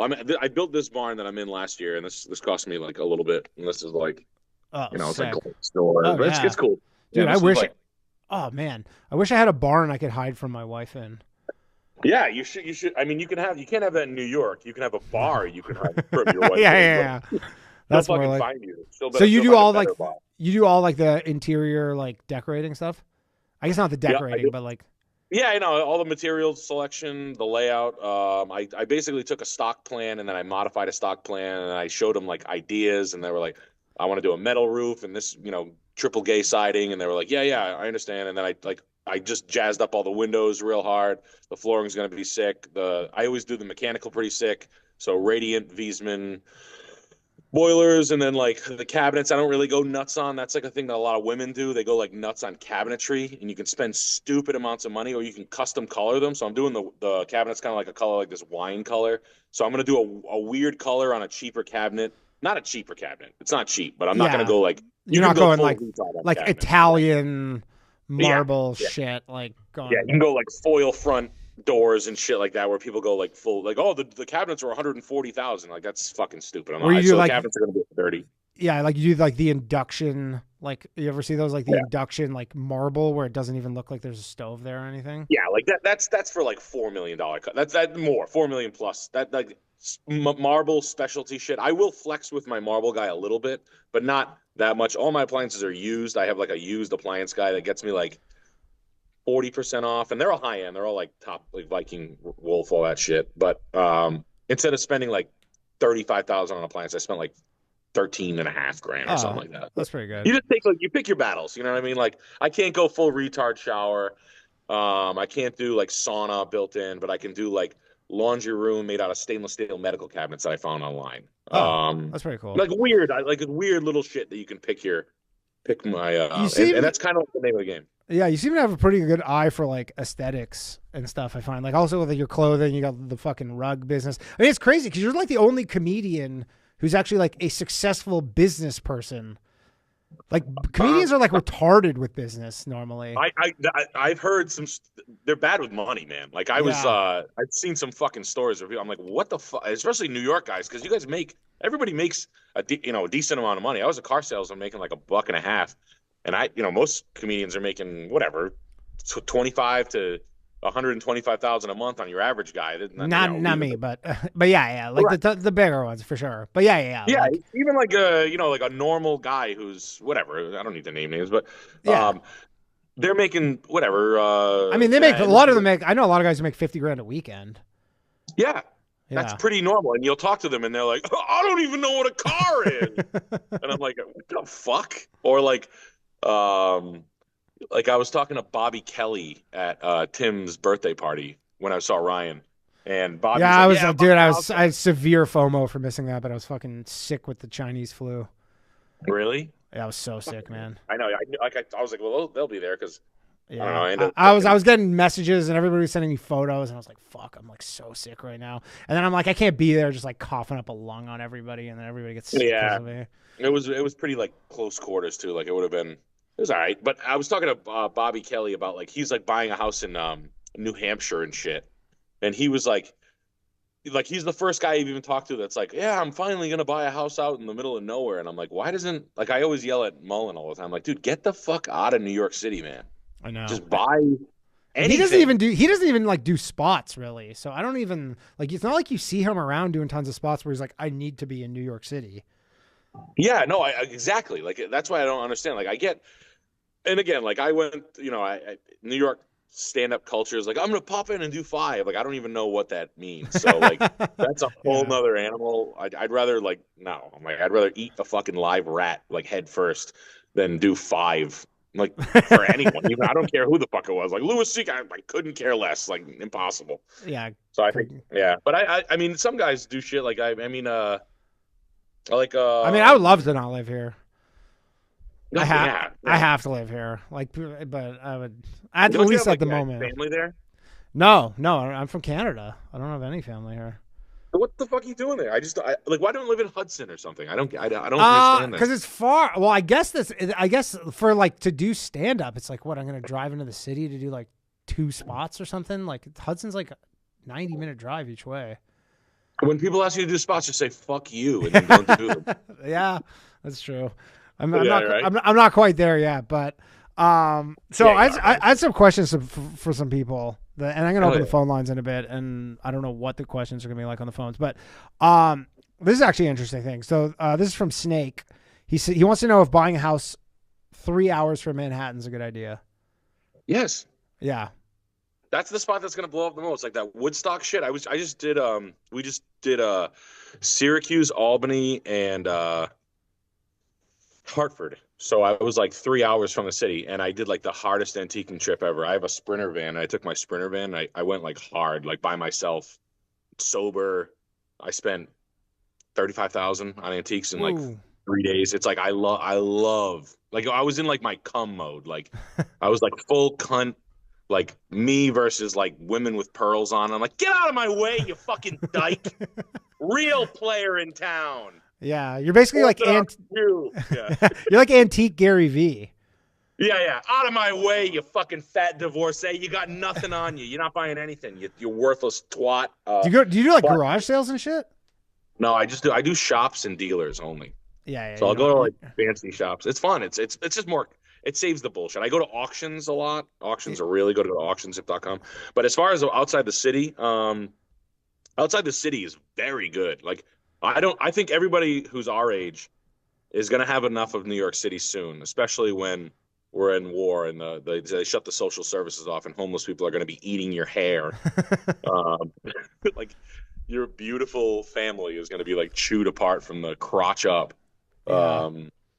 I don't know. I think I like the antique stuff. So my wife does. We just moved into a new place. It's like a newer building, and my wife designs it. And I joke because she makes it look like a fucking Soviet prison because she's all into that like super modern, like the super where just everything's like beige or cream or white. Yep. The whole place. I honestly want to get one of your rugs just to like give it some color, but I feel like it'd be just She'd probably an absolute shoot it. fight. She probably should roll you up in it and throw you off the balcony. Yeah. She wants it all like she wants it like nude core. Yeah. She wants it like whatever Kim Kardashian was doing like 10 years ago. Yeah, that's a hard insult. I'm surprised she that's what I would say to her if I didn't feel like she was gonna stab me in the fucking chin with a letter opener. Dude, you met her. She's crazy, but yeah, she's beautiful. She's very beautiful. Yeah. I mean, I wouldn't be with her if she was gross. She's like this. She's like, say it again. Say that it's 10-year-old style because it is. I know. Yeah, no, I follow AD. I follow like AD trend lists constantly. Like I have like five hyper gay designers that I just follow and I listen to every word they say. And I'm like, what did they say? Green's out? Like, is that why your like aesthetic stuff is so good? Because actually, like, you're obviously you have the rugs and stuff, and I don't know if people know this, but you have this like crazy rug business. I'm sure lots of people do know that. But then like obviously your clothes, even like your thumbnails and like even like the sketches you guys do has such a like specific aesthetic. We're like RISD pussies, man. Like I'm like a RISD. My cousin's a RISD grad. Sam's a RISD guy. I don't know what's RISD. Stop sucking cock. RISD's like Rhode Island School of Design. It's like probably top 5 art schools in the world. That makes sense. I didn't know that about you guys, that you guys were all in the design world. That makes actually a lot of sense. Yeah, it helps. And I was like the idiot. I was like, you ever see Revenge of the Nerds? Yeah. Like, the one that's like, nerds! Yeah, I'm the big jock guy. I was like that guy at art school, but I didn't go to art school. Yeah. Yeah. Because honestly, like, I make my own, like, thumbnails for shit, and I just feel like I'm, like, making these things. I got, like, no hands. I'm just, like, fucking limbless trying to throw these things together, and I just feel fucking useless. You'll pick it up. You gotta hire a nerd. You need nerds are important. Or I gotta read this. What is it? AD, architectural. Yeah, digest? AD or like just look up all the fucking twizzling pussies that I follow, and they're like, hey, what's up? TikTok? It's me, Sterling Matazario, and I'm like, yeah, I don't even know who these people are. It's like 2 gay Italian guys in Chicago that are like, these are trends that are falling off big time. Cream and beige, yucca poo. And oh, if my wife saw that, hell yeah! Oh, that shit's fucking dope. Robert, this is another question. This is from Robert. He says you've I'm from Canada, obviously. You've spoken a lot about the Canadian real estate market, where it's due to massive mafia and cartel-like money laundering operations. So, is it? He said that's what you've been saying. I don't know if that's true or not. I just can't imagine that it's. I think it is. It is true. Yeah, I heard there's like you were telling me about the Indian mafia. Well, yeah. There's in BC. There's like huge Indian mafia. I mean, they just busted these like Sikh truck drivers with like. I think it was like 80 kilograms of fentanyl or some shit. Like they get popped all the time for like massive. They're like the big like drug people now in Canada. Is all like the Sikhs. Wild. That's very wild. I feel like there's gonna be like I hope that you guys are able to step on them early. You know what I mean? Like it's not going to get to like. I'm sure the cartel is not too appreciative of some fucking Indian guys moving into their northern territory trying to smuggle fentanyl into the United States. I think they probably work with them, to be honest. Yeah. I mean, Trump, Trump today, like with they had the whole tariffs thing, and then Canada basically gave all these concessions to not get these tariffs or whatever. I don't know how much you've been following it, but part of it was like clamping down big time on money laundering. Well, you guys have absentee ownership in Chinese people in British Columbia that have just completely ravaged your country. I know. It's so sad because like Canadians are. I don't know. I hung out up. We went to Montreal. We did a show up there, and it was like kind of weird. I was like, do they like us? I was like, they're so. And then you'd meet up, and they were like the most polite people. Yeah. And I don't know. You just kind of like you're like, oh man, you guys just like you're like it's like Minnesota. I did like a Somali joke in Minnesota. And it was pretty rough. And it was like, you know, I couldn't post that shit online, but it was like, they were like, I can't believe he's saying this right now. And I'm like, are you fucking kidding me, dude? Your country, like, your sister got raped with a sword. Like, why are you, like, empathetic to this? Like, yeah. Like, you know, let's burn some shit down. And they were like, I was like, oh, that's how Canadians must be. They must be, like, really sweet. Yeah, unfortunately, in my opinion, to their detriment now because Trump wants to make them a fucking territory or 51st state.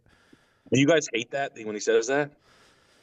I mean, the weird thing is that, like, again, I live in the U.S. Yeah.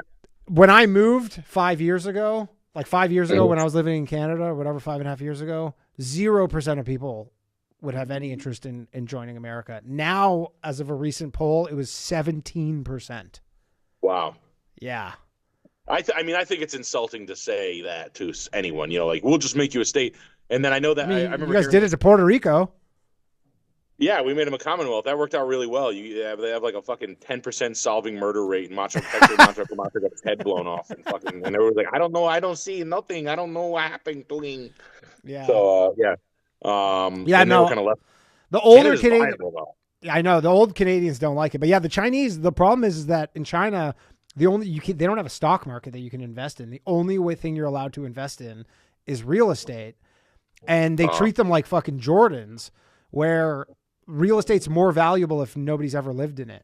So then they just keep them empty, even though you can be renting them out. Yeah.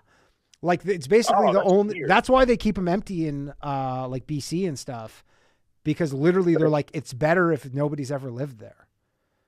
Oh, so they do everything fucked up. Yeah. They used to buy cars like that. Like, all their buying motivation is so fucking difficult to like play hopscotch on. I used to sell them Mercedes and shit, and they would like come up with the weirdest shit to like, you have a G-Wagon? And it would be like, yeah, 11-year-old Chinese art student with no driver's license. I have a fucking G-Wagon to sell you. Like, you don't even have a fucking a visa. Like, how am I going to, what, you want a loan on it and your girlfriend's over here, like, literally shivering, and I'm here to selling you guys, like, a car in the rain? Oh, yeah. I don't know. Apparently a big scam with Chinese people is they come over here, they get a social security number, and then they get, like, a platinum Amex, run it up, like, completely, and then they just dip. They bounce, they buy like Prada bags and shit. So it makes sense. I would do that if I was. I want to go to China and do that. You know what I mean? They're not going to head that. You know? I love the reality of people coming over, pillaging and bouncing.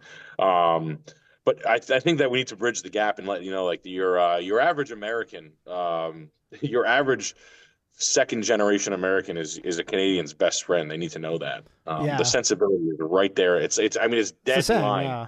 I know. Yeah. The older Canadians like really hate this 51st state stuff because they remember Canada that like was actually had a national identity, whereas now the younger ones are like, we don't really have a national identity. So yeah, I get a lot of messages from Canadian kids that are pretty wild, like the wild Canadian kids, and they're talking about like just the Chinese and Indian immigration problem that's like just absolutely ruined the country, and they're not too bashful about having any words about it. So I can. Yeah, I got you, brother. No, I think I think Canadian like landscape as far as is you know, the land rich, and I know like the lumber and all that stuff. Like I got a phone call today from my builder. He's like, hey, get ready for a lumber spike. The Canadian lumber yards, et cetera, like the Georgia Pacific and Louisiana Pacific, all these guys that are Canadian lumber mills are about to play a nice fucking pricing game with us and really. Well, they were about to get 25%. Actually, that's a good thing to ask you because you obviously probably buy lumber. Like, I just started. Yeah, thank God I already bought my lumber for this one house that I'm building. But my buddy did call me and say like, "Hey, your lumber's about to jump, so buy 25%. So if so, this is like kind of a real world example of these tariffs, which I do believe are probably coming like at some point. Oh yeah, for sure. But so if your lumber costs go up 25%, like you just eat it and just pass it on. Yeah, you have to eat it and pass it on. That's kind of the only thing you can do. Home building. I mean, I'm building like I have a whatever. I'm not in the matrix of concern. You know what I mean? I don't want to sit here like I'm building one fucking house. But the reality of it is like a lumber bill on a house is like, let's just call it 75 grand. So if it goes to 100, and if I'm selling the house for 800,000, $1 million, I can absorb. If you're a good builder and you're building the houses that are worth, you know what I mean? Like it can't absorb, and the buyer will be like, what do you want me to say, man? The fucking lumber's expensive. Shut up. Buy it or don't. I don't give a fuck. I'll rent it. Or you build one, you fucking dickhead. Oh, you didn't like what was built? Oh, okay. Because people don't sell custom homes anymore. They just build like production shit. That's my problem. That's why I'm doing this, because I can't stand it. But yeah, no, it's crazy. I mean, liquefied natural gas and anything directly associated with that. Everything. All right, I'm gonna open the phone lines up because I assume people are fucking chomping at the bit here. If you have any questions for Nick, give me him. 1-888-949-2969. I'm sure this question is going to be asked. I'm just going to get it out of the way because a bunch of people messaged me. When is the next season of the show coming out? World Peace 2 is in its final buff. I mean, it basically, just so everybody understands, it's in a coloring. The final thing, when everything's locked off, all the pictures locked, right? The sound's locked, the graphics are locked in. It's what's called coloring, and everything gets like tinted and colored and all blocked and masked, and like the glare is done right. So I mean, that's where it's at, and it's not us. It's a third party guy that was in California. He was in the fires and whatnot. So it's long and it's out there with him getting done. When we get it back, we release it episode by episode. But we gave it to him in the beginning of the year. So we had like a problem with the drive that set us back a week, but that's it. Yeah, that's really. So we'll be here as soon as possible. Soon. Yeah. Do you feel a little vindicated with this Trump stuff second time around? Like in terms of your guys' deal with the show the first time around? Like, dude, I was reading some of the articles today that were written about the show the first time around, and they now read like satire. All right. I know. It's kind of like one of those things where you're just early on it. You know what I mean? Yeah. Like Charles in our group, he's like always really early on things, and Sammy's really early, and I kind of don't pay. I'm like the least one that I pay attention to the least. I just, I don't give a fucking shit. I don't know why Trump didn't call me and give me money and be like, dude, I'm sorry, you guys, you're the only guys on TV that stuck up for us or even said anything. Here's something. So now we're getting closer to him a little bit. Like we've got a couple of guys that we've met with that are close, but I don't know. I mean, it feels good. Yeah, we got some inner circle guys that are like around, but even then, I don't give a fucking shit unless you're gonna like give me money or make my life easier. I'm not getting involved in it. You know how it is, man. You know, I'm sure you know how it is. Yeah, for sure. You're like you have to talk this political talk with people. You want to fucking kill yourself. Personally, when I start talking, I'd rather talk about like my mom's pubic hair than this shit. All right, let's take a call here. 1 second, please. We got Drew here. Drew, are you there, man? What's up, doggy? Yo, you're on with Nick. Go ahead. What's up? Well, I wanted to bring up a subject earlier. We were talking about some. I don't know if Nick watches the show. We were talking about some of the immigration things, and I've had an idea earlier with the was it Dr. Phil and the Holman doing the live stream. Get some super chats going on that. But what if we started doing an Obama style, but Trump style phone to all these illegal immigrants, and they can live stream their deportation, and then the Mexican government or Venezuela, wherever they're from, can take a portion of that, and then we can take a portion of that, and all the countries can be happy off of this. We can all fund it. How much money do you think these fucking streams make? I mean, the Dr. Phil, Tom Homan. $1.50 to watch this guy get his fucking head stepped on by a state trooper.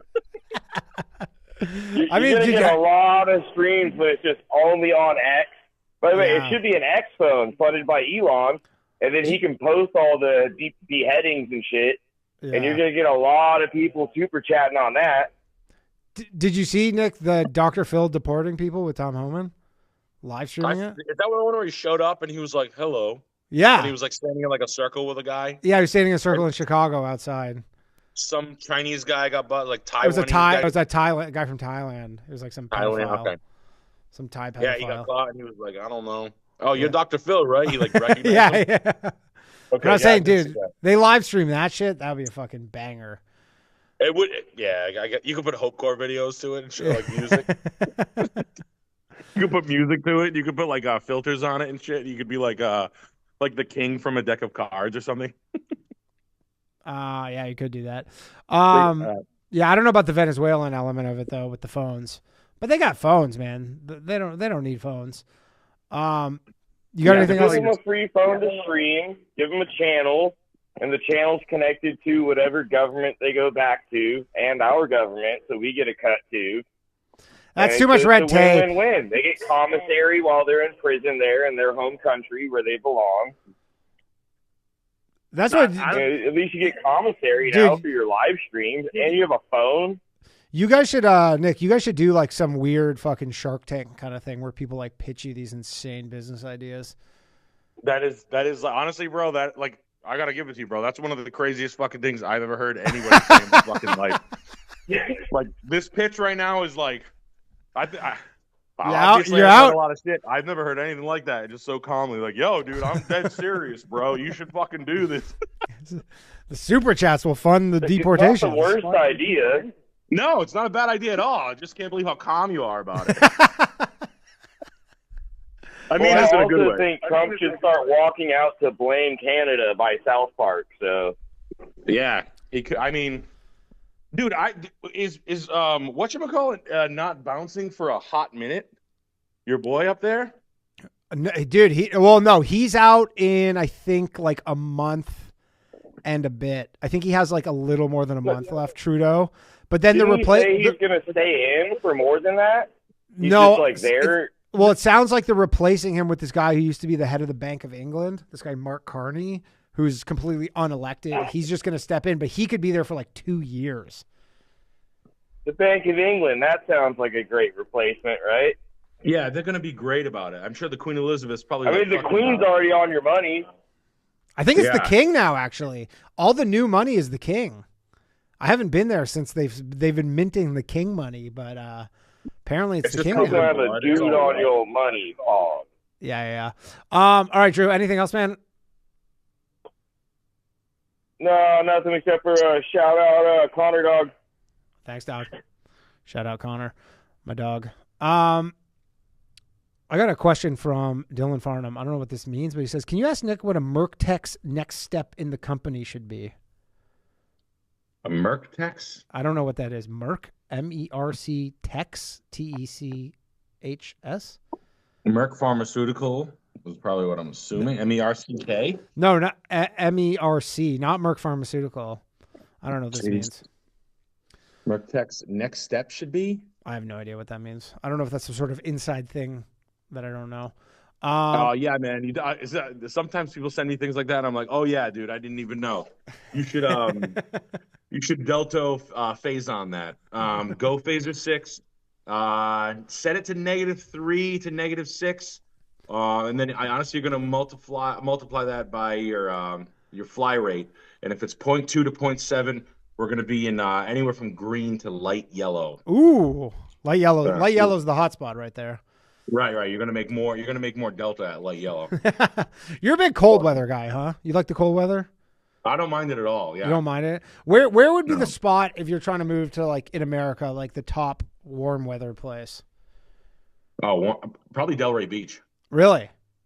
Yeah. Did you go to that 546 steak? I know this sounds so stupid, but we all went when we went. We did the Black Box in Comedy Island. We did this place in Delray. I had the best steak I've ever had in my life, and you're a cunt. I'm a cunt. Yeah. I couldn't believe how they had like. I couldn't believe that they put it together that we were comedians, and they gave us the fucking red carpet. I got to find this place. I would live. I can't believe you're not there taking advantage of that. I know, man. Dude, my wife was like, she's like, you should just cancel the show tonight and just stay here. I'm like, no, I literally left Florida this morning to come back to the frigid New York cold, just so I could entertain the scrotes. Cut 432. That's the house. That's the place we went to. Is it like downtown Delray? Yep. Yeah. All the fucking yuppies coming out of their fucking canoes, just all dumping in the golf carts with the golf carts. I know everybody's just ripping these fucking souped out golf carts down the road. Yeah. Smell the money. I loved it. I was like, this is heaven.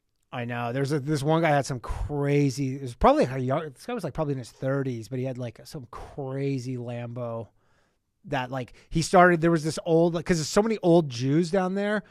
And then he fucking fired up his Lambo, and the noise it made, and like all these people were like getting so angry. They were like sitting on a patio, and like his exhaust was like you could see their like hair kind of like blowing back a bit, and they were just all like so pissed. They're like, "Oh my God, it's the Chambers! No, it's happening again!" Yeah, here we go again.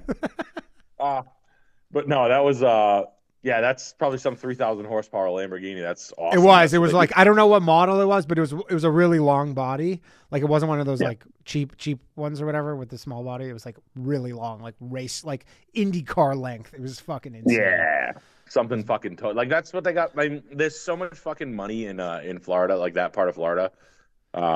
It's crazy. Like every Goldman Sachs guy just moved down there, and they're like, they don't have anything to do. Like every guy our age that's like, my dad runs a portfolio for Goldman Sachs or a hedge fund, and they're like, he moved to whatever, like Palm or Jupiter or wherever the fuck they go. Yeah, they don't have anything to live for. I know. Like you're a fucking trust fund kid. You're going to follow daddy down to fucking South Florida, and they're all there. So, yeah. I love it because I don't know, like, it's weird that Florida is like the butt of so many jokes. Because I like the first time I ever went down here, I was like, I don't even get it. This place is awesome. Yeah, no, I kind of felt the same way. I was like, it's got 5 gears. Like Tampa's its own thing, Jacksonville's its own thing, and like Miami's like hyper. Like I'm not a Miami guy, but I'm like a I'm not a huge. I like Miami the guy. Guinea Spacone shit. Like I'll take all that stuff. I like Fort Lauderdale and like further north. Yeah, that's my sweet spot right there. Yeah, no, I'll take like all that Boca Raton. I like that. That's fine with me. Yeah. I mean, yeah. Yeah. Okay. Let me take another call here. One moment, please. We got Slav calling in from Texas. Slav, what's up, man? Hello. Yo, what's up, dude? Yo, Slav, I gotta say just one thing. You got my fucking podcast demonetized last week with your little I can't even say the word. It's crazy. It's a very minor slur. I thought we were like back. Oh wow. And then he said I don't want to say it because then I'm gonna get demonetized again. But it was specifically, you know how like on YouTube they give you the timestamp of the demonetization, and it was 1 second. The full timestamp was 1 second, and it was RAG head. Well, and they demonetized me for that. I thought Trump won. We could say that again. Wait, what ethnic group was it referring to? RAG heads. Oh yes, the people, you can't say that on YouTube. Can't say that on YouTube. I mean, they come from. Oh, it's like that Star Wars meme. We can't go outside. Too many sand people. It's dangerous. Yeah. When C3PO said that. Yeah, I was just calling. I was gonna say, like, one, I think we've been a little too harsh on Canada over the last 20 years, saying like they're too polite, and they gave into that. But I got some good news. There's a lot of videos of because you know how a lot of that term you said I used. Yeah. They're driving the trucks and messing up a lot. Yep. These 18. Yeah. I've seen multiple videos of all these recovery tow truck drivers who have to like pull them out, pull the trucks out, pull all the cargo out, and they're mocking the drivers, singing that ding-a-ling-a-ling-a, ding-a-ling-a-ling-a song. You know that? Yeah. That very yeah. So I think you're coming around to the Canadians, is what you're saying. Yeah. So I think there's a good tide turning, where Canadians are. Look, I never thought Canadians were actual sourpusses or weaklings. I mean, the ones in the middle. Like, dude, Canadians always had rednecks. Always liked them. I think they're coming back, and it's good. It's just, I think, what is it? This whole, like, annex Canada, it's all fun and flirty, but I think it should just push them to kick out the people who don't make Canada Canadians, because a stereotypical Canadian is white or some Eskimo. That's it to me. Yeah. And I think if they don't want to be annexed, I think they should just start to, let's say, clean up, you know. I mean, they clean up are. their identities. I mean, that was part of the fucking reason the housing market's a mess, because they just brought in 5 million people in like 3 years or some shit into a country. They've done nothing wrong. They're the best. I think they opened their doors and they were sweethearts about it, and they got railed up the ass. Oh, dude, killed, man. Well, it was a total scam. It was like they had these fake colleges that were like literally fucking, if you went and signed up for this college in like a strip mall, you got permanent residency in Canada. So then people from all over the world, mostly India, just were like, okay, well, that beats living here. Sweden had that. I lived in Sweden with this girl I dated in Rhode Island, and I went out to visit her in Sweden one time, and she was like, you can just sign up over there and you can come to the Stockholm School of Economics. I was like, what? I was like, I can go to Harvard here if I'm fucking you? She was like, yeah. Basically. Oh, my God. Yeah, they got insane taxes there. Oh, did we lose him? We lost his video. No, I'm here. No, I was just thinking that it'd be really cool that if there are Canadians who are opposed to getting annexed in some sort of way, like I'm still open for a corridor. It's just the that older connects ones. Alaska to America. I'm still open to a corridor that connects Alaska to America, but it'd be really cool, like, if Canada could get their shit together and be like, you know what, we're gonna go back to what Canada used to be. You know, being like, literally, when I grew up as a kid, Canada was called the Great White North, not the Great Brown North. So it's Oh, we lost. Oh shit, we lost Nick. I don't know what happened. Oh shit. I don't know what happened here. And he says that the number's not on the screen. What do you mean? Is the number not on the screen right now? Because it is for me. Nah, I see it. Yeah, what's he talking about here? Okay, well, we lost Nick. Hopefully he'll come back. Oh yeah, I also do enjoy Scuffed Realtor. On Tuesdays, on my commute back home, I'll watch it because I'm a cuck who sits on the train. So yeah, that stuff's cool. I mean, dude. I mean, also everyone's talking about Oliver Pierre, whatever his name is. I still don't like him as well. Like, Who's Oliver Pierre? Pierre Polyev? No, who's that? Who's it? Yeah, whatever the fuck his name is. Yeah. He also did photo op. I just don't like how all these Canadian politicians grovel to all these subcontinent people. Sure. I'm trying to find good words. I appreciate you trying to not get me in trouble. I mean, you are the reason why. I've done it twice. You know, the WEF blocked you. Yeah. YouTube is chewing you out. I got demonetized for life because of because of you, to be honest. Well, how's the coin doing? Coin's not doing good, man. The markets are fucking. I think the coin's might be almost worthless, actually. Well, not doing good. You know the coin's going to do good because Jew Bear, everybody. The coin. Yeah, the coin. I was trying to call in the last. I'm gonna guess Nick's phone died. By the way, that's gonna be my guess. I think his phone probably died. You had Brett on the show. Yeah. Last week, and he. You have his Brett own coin. Which is. Yeah. Oh, I don't have it. No, but his coin is actually functional, as in you can go to all of the shows. Right. The coin that you created, it was created under the guise of Israeli firefighters in LA with claiming the land. I don't know if any of the people have come back to their plot and found, Israelis there. Not yet. basically- Not yet from what I've heard.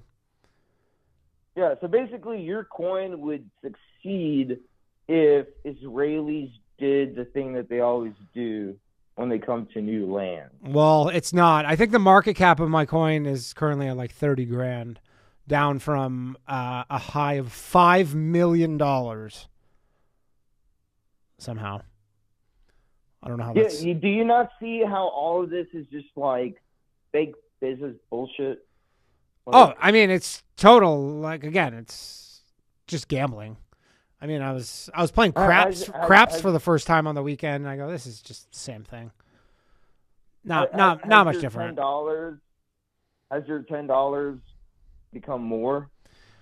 Well, it became more because a bunch of people made fake coins, sent them to me, and then the people were like, "You got to rug these coins so people know which one's the right one." So then I made money on those coins, but then they were like, "You need to buy more Jew Bear." So then I bought like several $1,000s worth of Jew Bear from the money that I made. But yeah, I made some money on it, but not from the actual coin because I've never sold any of it. Yeah, why don't you just copy what Brett does and say if you own a Jew Bear coin, you can cover. I'll never intentionally make a crypto coin. Like I'll only make one as a joke, like we did, only because most people just like end up losing money on them. Although someone apparently told Ryan at a show that he like made like $2 grand off of Jew Bear coin. So some people made some money, but I feel like that's just like a surefire way to get everybody to hate you. Is by making a coin and then they lose a bunch of money and they're like, fuck this guy. So I'm not going to do that. Yeah, but just to harp on what I originally called in, I do kind of feel bad and have some regret in terms of Americans clowning on Canadians for decades. Dude, they were booing the anthem. Dude, every game this weekend where a Canadian team was playing an American team, they were booing the U.S. anthem. Oh, Nick's back. Here we go. Sorry about that. All good. I figure your phone died. Yep. Nah. Yeah. Apparently, this is highly draining. I guess. My bad. No worries, dude. We got you back. Nick Rochefort, everybody. Welcome back. Hey. Welcome But back. yeah, I guess my question for Nick is, how does he see like a right-wing traditionalist version of Canada coming back? Like, is there a Canadian Adolf? No. What about that guy from like Alberta? Pierre The fat guy. Polyev. He's the fat guy. The Apple guy? The guy who like made that. The guy who was like, "Yeah, we'll be a state. Why don't you suck my dick?" Oh That yeah. That's yeah. I mean, there's no politician that could ever be like, yeah, that sounds like a good idea. The only way that happens is literally it gets so bad that there's like a national referendum where people are like, we want to leave, and they just have to accept it, and then they just have to accept the results. What are the hard right talking points in Canada? Dude, the Conservative Party in Canada is like the Democrats here. Right. Like And they're jump not in bed with brown people. All the politicians in the Canada jump CP. in bed and- There's this guy Maxime Bernier who's like considered the far right. He would be considered far right even here, but he has like no traction. It's like he gets literally like 1% of the vote. It's nothing. Canada will never be. You guys have like super Indian guy. What's that guy's name out there? Singh. Jagmeet Singh. Yeah, he's like crazy leftist. He supports terrorists. Dude, he loves terrorists. He sucks. Crash every And he's India plane. Yeah, and he's an idiot. All right, Slav, I gotta let you go. I gotta take some more calls. That sucks. But Have a good night, guys. Later, Scuff dog. gang. Hey, thanks, buddy. Yeah. Oh, I figured out the question here from. So this was the question from. Can you ask what a Mercedes tech's next step in the company should be? That's what Merck's was. Next step in the become a shop foreman, where you can cherry pick your jobs. Honestly, just learn how to fuck the dog and bang the clock as hard as you can. So your service advisors are always giving you the cherry jobs, the 27-hour payouts for 4-hour works. Yeah. Because I used to have this tech Noel. He was this fucking Spanish kid. He used to have long hair, and I used to fuck with him so bad. But he was cool. Him and his brother were like Porsche. His brother was a Porsche tech. He was a Mercedes tech. But he would get all like the cherry picked jobs. So really, all you can do is just kind of be slimy inside the doors, like, just quiet about it. Like, nah, Noel's always got the good jobs, like where you could drop it. You know, like not like a diagnostic job where you have to drop it. Like it makes a rattle, like nothing like that. More like it needs a CV boot or fucking front, whatever pays the highest. The cherry pick jobs. Yeah, you pick that, and then if you want to basically the one. I don't even think that's the word. Yeah, that's not even the job. Do you care about? Do you like follow the AI stuff at all? A little bit. I downloaded ChatGPT tomorrow morning. Yeah, like literally tomorrow morning. But it's big. It's really big. We just started using it like a lot. Kind of. What do you guys use it for? That video I just made like 2 days ago, I made that with AI. That one about like doing the packet EO. Oh yeah. Like you can like digitally overlay anything. So I'm gonna be putting my stand-up out as Amy Schumer probably. Nice. I'm gonna be doing like a special as Chris Rock or something like that. Oh yeah, that's the way to do it. Like literally. Yeah. This is actually a question for Anton. Riverside, California, good for rentals. He's looking at some out there. Rentals, yeah, never buy it. That's the most volatile market in the world. They overbuild out there. It's always like the victim. They're the Riverside tracks with Las Vegas and Arizona. They're like one of those like large overbuilt into the middle of nowhere California. Who gives a fuck? California, still not cheap, still expensive. I don't get it. I don't dig it. I mean, I don't like the job that you'd get. I feel like you could just pay, if you want to pay stupid rent, you know, if you want to pay $2,800 to live in a little Spanish ranch, why don't you just move to Culver City and get a job in LA and make more money? Yeah, but I guess I guess the taxes there are the same because at least Vegas has like pretty favorable taxes, right? I think you can. I think people are so stupid that like the gambling has set in so deep that Vegas isn't going anywhere. But like middle of the road California isn't something to aspire to. It's sort of like third generation Mexican suburbs only, which is cool and all that. But I don't see the value. The prices are so expensive. Like, you know, 900,000, and the guys who are flipping up there are all like that Tariq Al Musa guy. Like, so they're all like pro level, you know, Chevy Avalanche driving, not Chevy, yeah, like Chevy High Country driving, like professional flippers. So the competition is fierce, and I don't want to compete with a bunch of fucking retard solar panel salesmen. Right. Mm. All right. 1 second here. Let's take another call. We got a bunch of calls here. Phone lines are open, everybody. 1-888-949-2969. Let's go to Billy from Philly. Oh yeah. Hell yeah. Billy from Philly. What's up, dog? What's up, Danny boy? How you doing, man? Oh, peachy. Hey, just touch base with Canada. We're never getting Canada. That belongs to the crown, just like Australia. Whatever the king says goes. So I don't think they're ever going to touch. I mean, anything we're pretty Canada. like arm's length with the monarchy now, though. They don't really. It's kind of more ceremonial. They couldn't really have a say in it. Like they couldn't if there was a referendum in Canada to leave, the British couldn't do anything. Plus, England's fucked on its own. They have their own problems. Last thing it would care about is losing Canada. You think so? You don't think that King Charles will put his foot down? I mean, he's all over your money, like you said. I mean, they're pretty much own that shit. We'll have new money. It's called the greenback. That'll be problem solved right there. That'd be nice. Yeah. Hey, one other thing. Did you hear Kurt Metzger's explanation on the tinfoil hat, why it's called tinfoil hat? I saw that, yeah. It was like some guy was actually wearing a tinfoil hat or something. Like, because what was he worried about? He worked for Polaroid, and they put a Neuralink transmitter type deal in his brain, I don't know, like 20 or 30 years ago. And the microwaves that were activating it were giving him such bad headaches. He was putting a trash can over his head. Then they wound up giving him tinfoil to block these microwaves from getting to his brain that caused him this panic. So it's like this CIA gave him this thing and then made the name to make fun of everybody else about it from an actual, you know, deformity they gave this guy. Are you a big conspiracy guy, Nick? Yeah, oh yeah, I like that. Yeah, you know that shit. I like that right there. That's like a gaslighting girlfriend. Oh. The CIA was just playing games on. I mean, the CIA likes to just joke around, you know? Yeah, they're just big jokers. You know what I mean?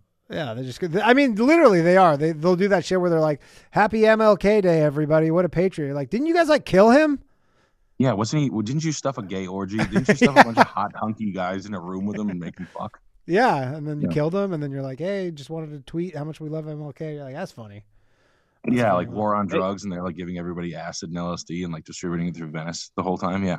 Yeah. You got any questions for Nick there, Bill? No, I'm not. I'm broke as a joke, so I'd like to get into real estate in North Carolina. I'm in Charlotte currently, but no. What do you think of Charlotte? What do you think of North Carolina? North Carolina, I was in Raleigh doing shows there at Good Nights. I've never been. Dude, it's kind of like nice. Good. It's like it has that right like latitude where the weather is pretty good. Carolina is the new Florida for people up here. Like if you live like where I live, like all the snowbird people are like, "Yo, Carolina," and I'm like, I got to see more of it, but I don't disagree with you because Raleigh and Charlotte and Raleigh are like, they do big banking. Bank of America's got a big hub in Charlotte, but they also cut jobs like ruthlessly. They're like, "Get out of here, you fucking hick. Time to go back to the fucking, making $2 houses." And they're like, all right. Sorry, I want to be a banker for a couple of months. I think it used to be cheap like 10 or 20 years ago, but now it's like everything is. Yeah, I think it's still pretty cheap though. Yeah, Chicago. I see I follow like some. You see some like real estate pages or whatever on Instagram. People post the shit you can get in Chicago. Yeah, it's crazy what you can get in Chicago for like reasonable amount of money. I would rather die than live in Chicago. Me too, but I don't get it. Everybody was like, Chicago's such a great city. I went there. We got a gun pulled on us. We were saying it was so hood. I was like, this isn't even funny at all. I was like at a coffee shop talking to like a woman, like your wife. And I was like, how the fuck do you live in this place? And she's like, South Loop's so nice. I'm like, you look like I would be scared that my wife is going to get hit over the head with a fucking wrench all day and just absolutely pummeled. Yeah. Is there? It seems like if the rents are cheap, there's a reason for it. Yeah, right. If it's nice and the rent's cheap and it's a major metro, like get ready for something like we were getting like barrage to sign like a like abortion clinic papers like 9 times. I'm like, get away from me, dude. Like this is a job out here. Like it was so like community organizer like driven. Yeah. Well, that's because that's where Obama's from. It real honestly, bro. It felt like that. And I don't even give a shit about this, but it's weird when like you're like, oh shit, this is like the land Obama built. So everybody's just like Lauryn Hill. Yeah. Yeah. It's I mean, it's kind of like Toronto. Have you ever been to Toronto? No. It's kind of Chicago. Kind of is. I always say because people are like, oh, Toronto's like New York City. I'm like, no, it's nothing like New York City. It's like Brooklyn or Chicago. Kind of. Yeah. Pass. Yeah. I've heard that about Toronto. I've heard Toronto's like a say anything, go to jail kind of city. But yeah, I mean the funny thing is people in Toronto go, it's like New York City, and then you move to New York City, and you're like, oh no, it's nothing like New York City. It's probably cleaner, right? It's way cleaner. Yeah, it's way cleaner. Yeah, I mean, I Montreal is like a fucking jewel. Montreal's the best. Where like is that guy Bernier a Hell's Angel? Who's that? No, the politician. Yeah. No, he's not a Hell's Angel. He's just like this. Super. He used to be like normal right wing, and then now he just went like so far right where he's literally further right than Trump. It's like deport every brown person.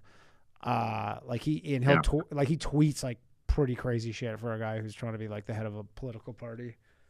Fuck yeah! I wish the Hells Angels would step it up and I mean, they're still around. Them and the Italian mob. Like the Italian mob's like the last place they're really active in North America is Montreal.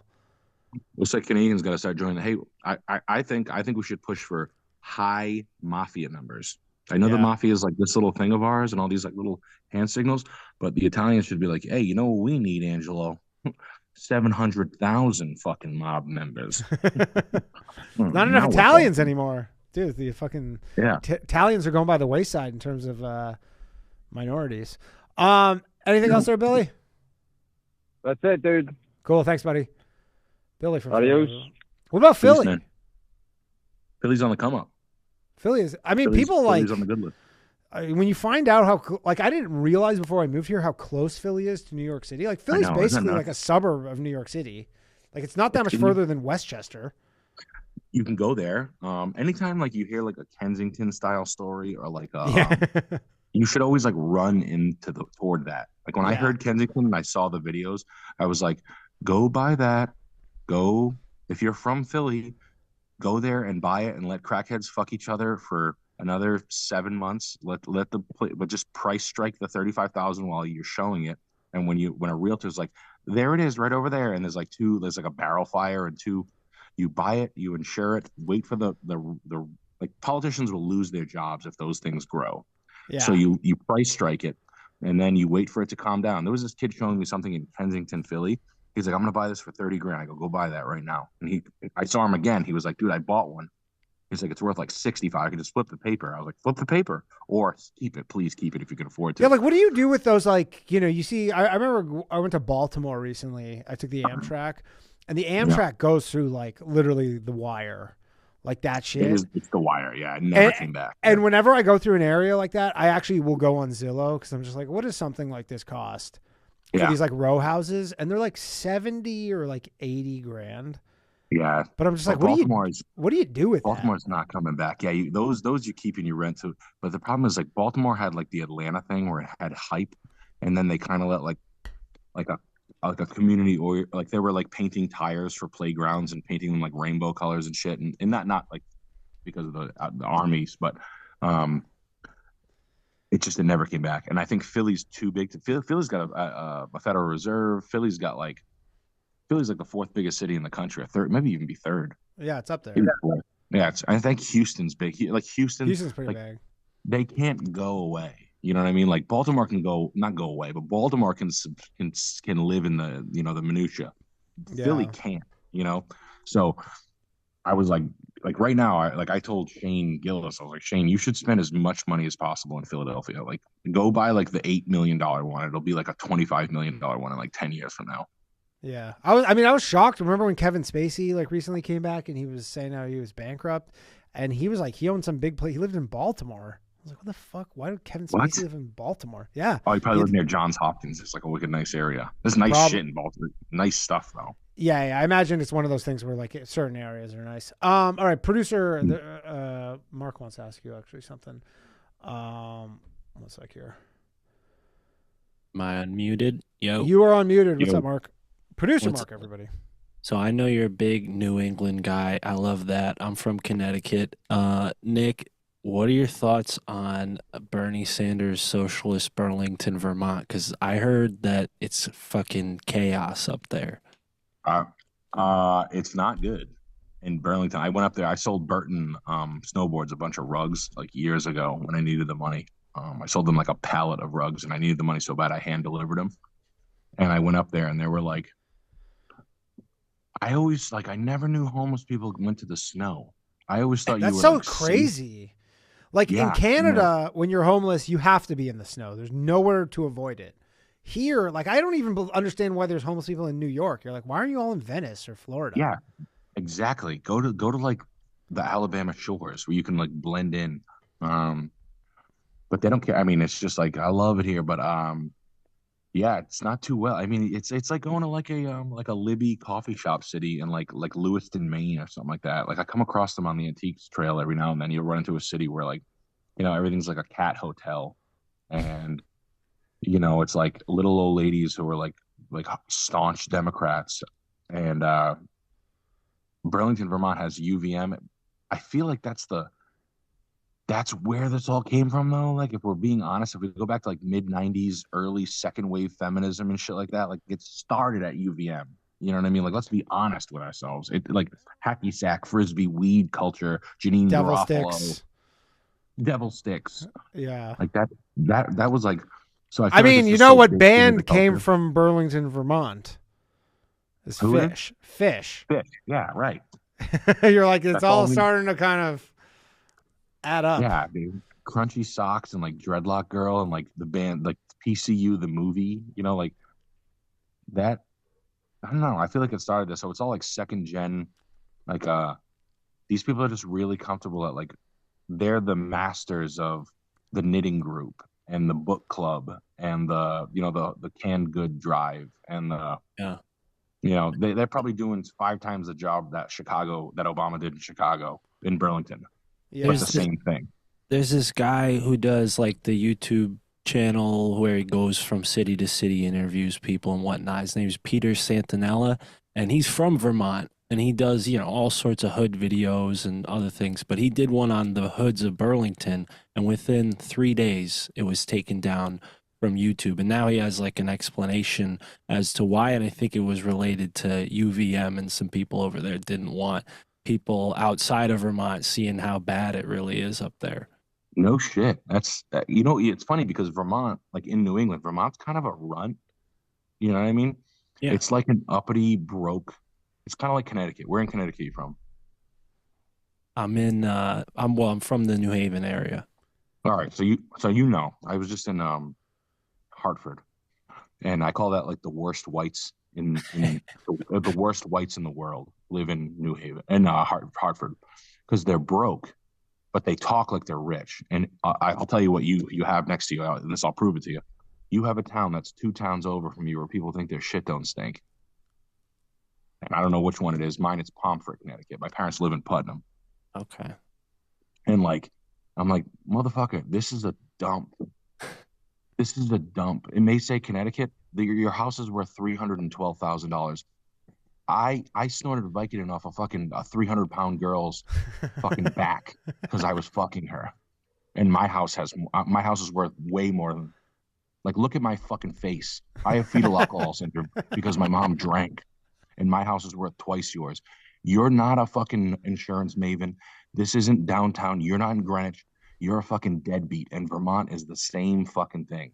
Like, it's the same thing. Like, you're not a skier. This isn't Aspen. You're a fucking crunchy, long-haired, pubic cat lady. Go fuck yourself.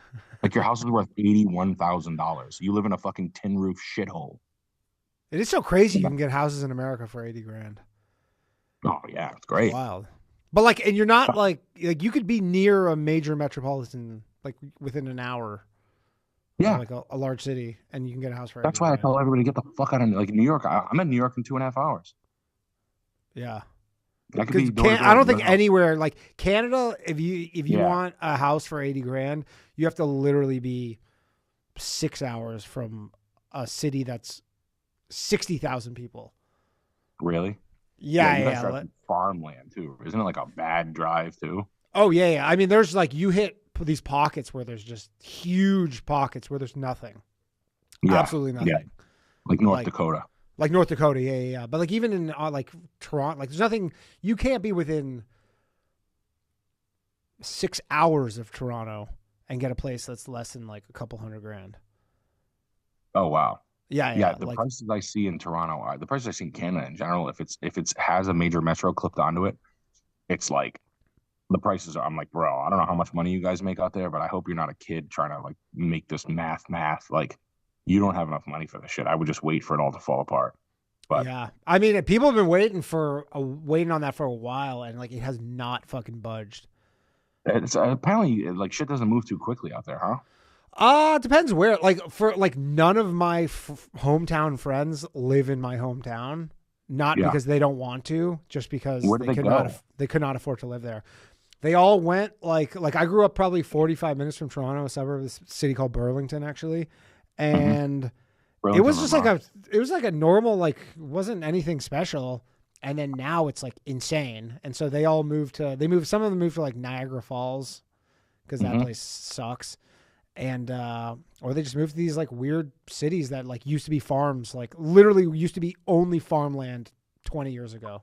And now they have new like cities just a Moe's or something like that, or a Target. Yeah, kind of. Not even. No, they don't even have anything there, but they have something a half an hour drive away. And it's the only place you can get, like you can afford to live. What about like the pretty shit and like Presque Isle, not Presque Isle, like Prince Edward Island and shit like that, and out like on the coast? I mean, I don't know what prices are like out there, but it's like it's remote, man. It's really remote. I know. Yeah, I just don't like people kind of chase that around here. Like in the States, like people go to Maine and like they go to remote, like kind of far, like 5 hours from here, like 6 hours from here, like way in the middle of fucking who gives a fuck nowhere. But like if you're there, like how far is like the closest international airport? 4 hours. 4 hours, yeah.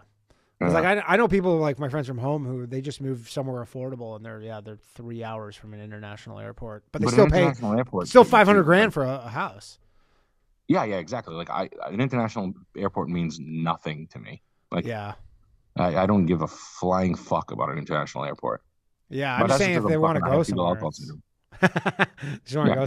You go on nice trips. I go to fucking I like to go on driving vacations. Yeah, no, I like that shit, dude. I drove from fucking Colorado to Vegas. It was like the nicest drive. Yeah, that's beautiful. I've done that one. It was sick. All right, Mark, I'm gonna let you go. I gotta take some calls here. Mark, everybody. That's funny though that it's funny that Bernie's covering them up. UVM. That's probably like that's probably honestly the brain, like the brain of the Chicago organization. If I had to be pragmatic about it. Yeah. By the way, you were talking about rugs or whatever. How liquid is the rug market? Hello? You there? I lost you. You there?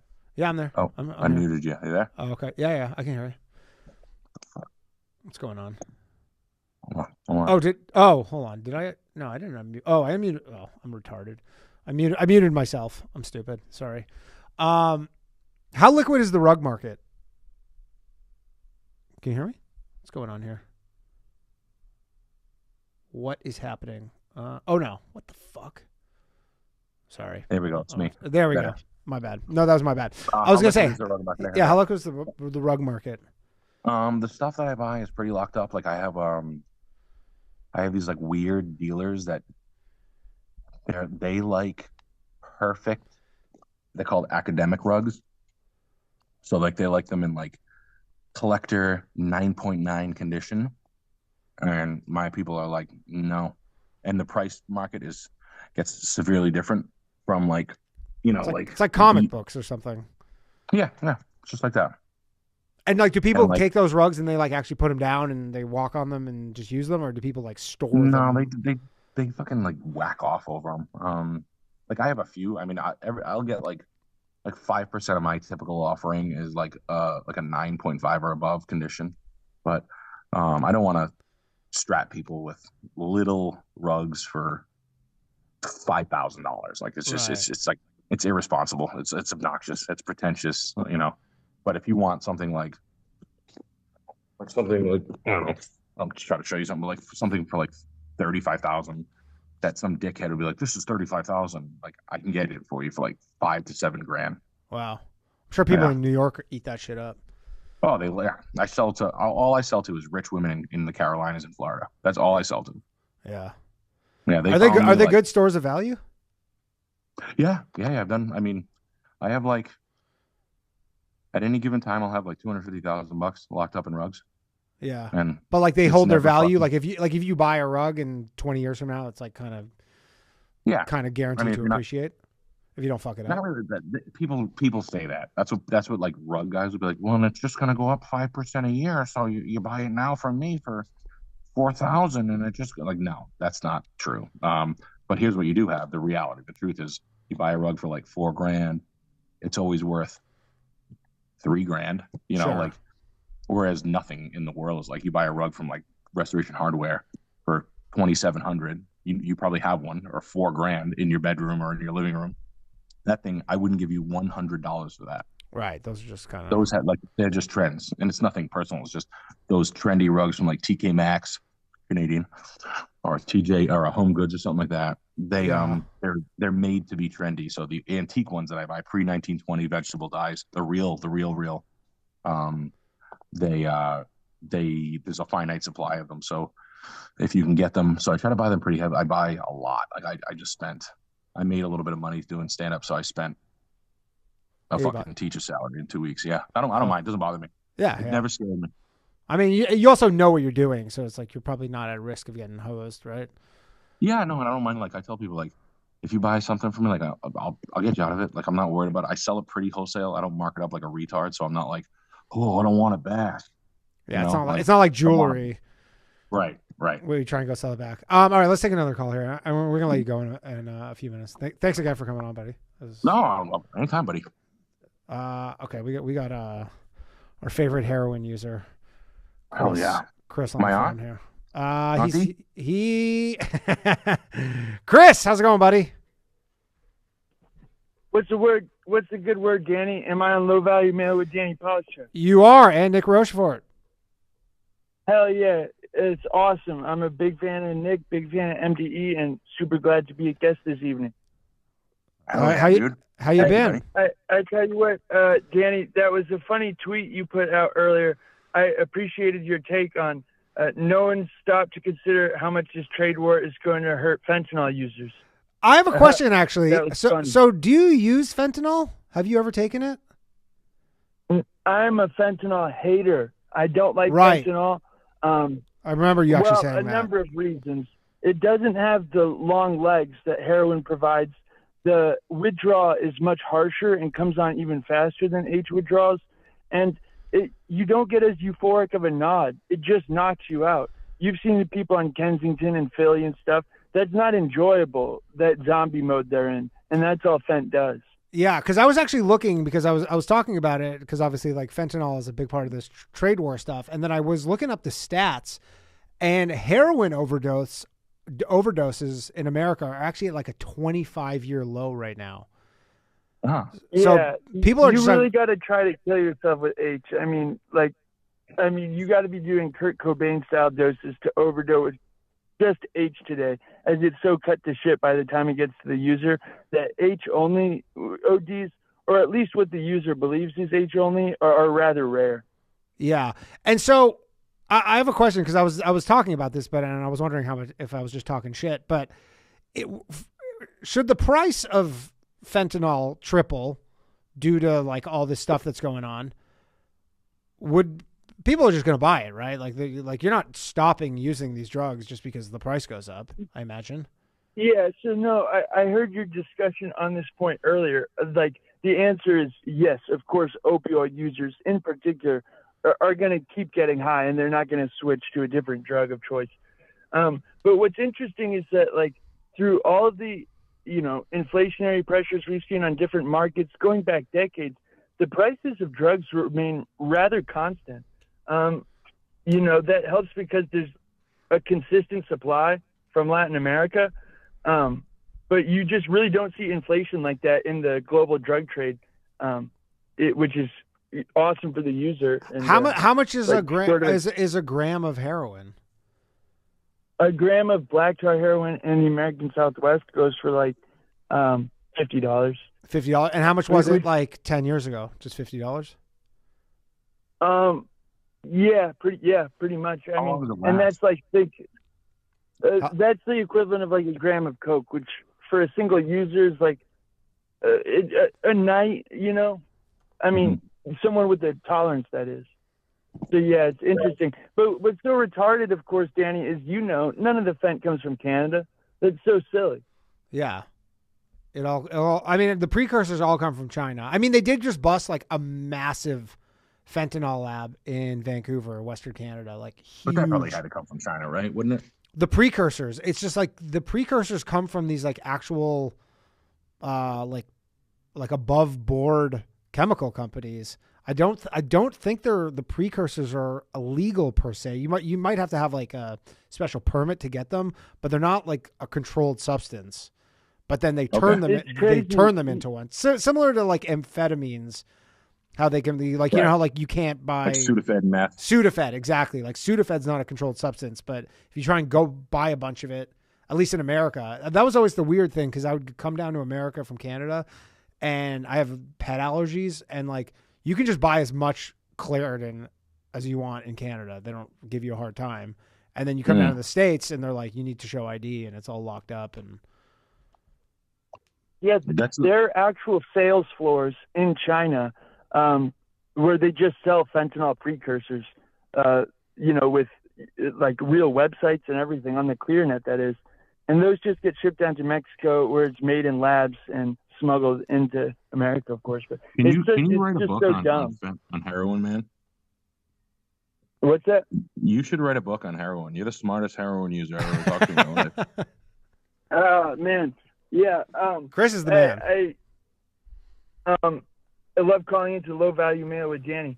And it's funny, Danny. So I'm not even a basketball guy. I watch hockey.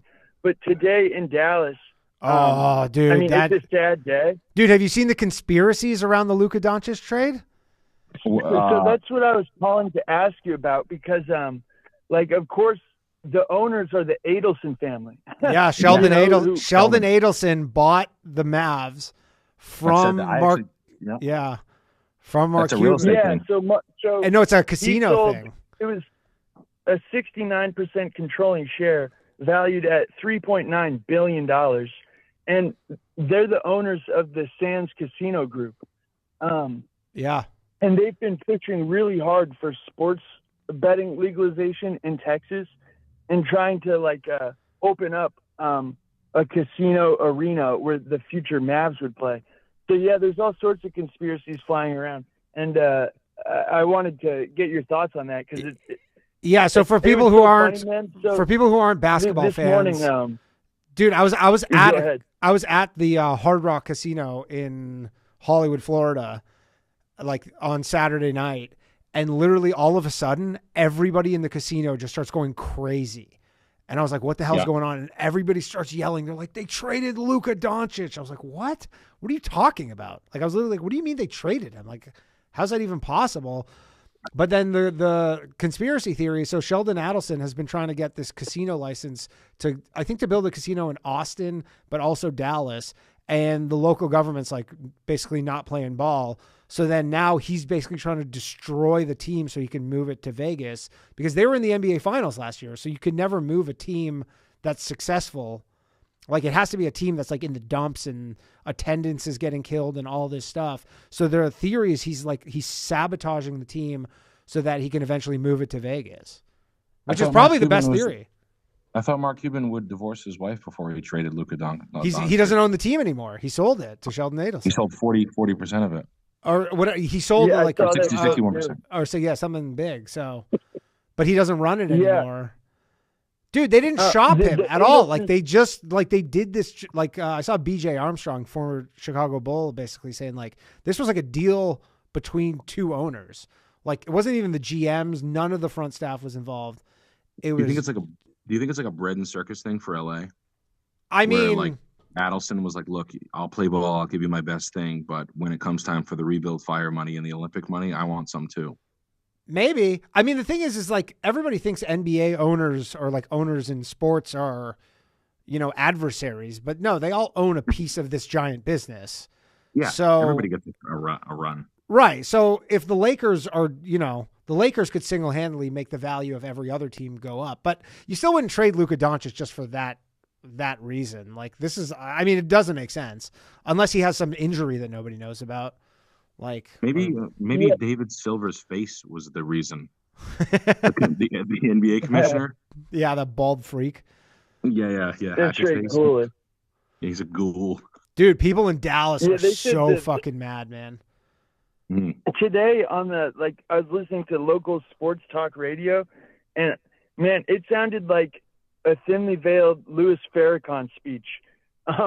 Just they were dog whistling without knowing they were dog whistling, but they were like these greedy rich casino owners who have no attachment to the Dallas culture are demoralizing locals. They're like these penny pinchers won't pay a supermax contract for a superstar player. They're calling this like the worst trade of all time. Yeah, sorry, someone said in the super chat, Sheldon Adelson died. It's his wife who's running this. It's his wife.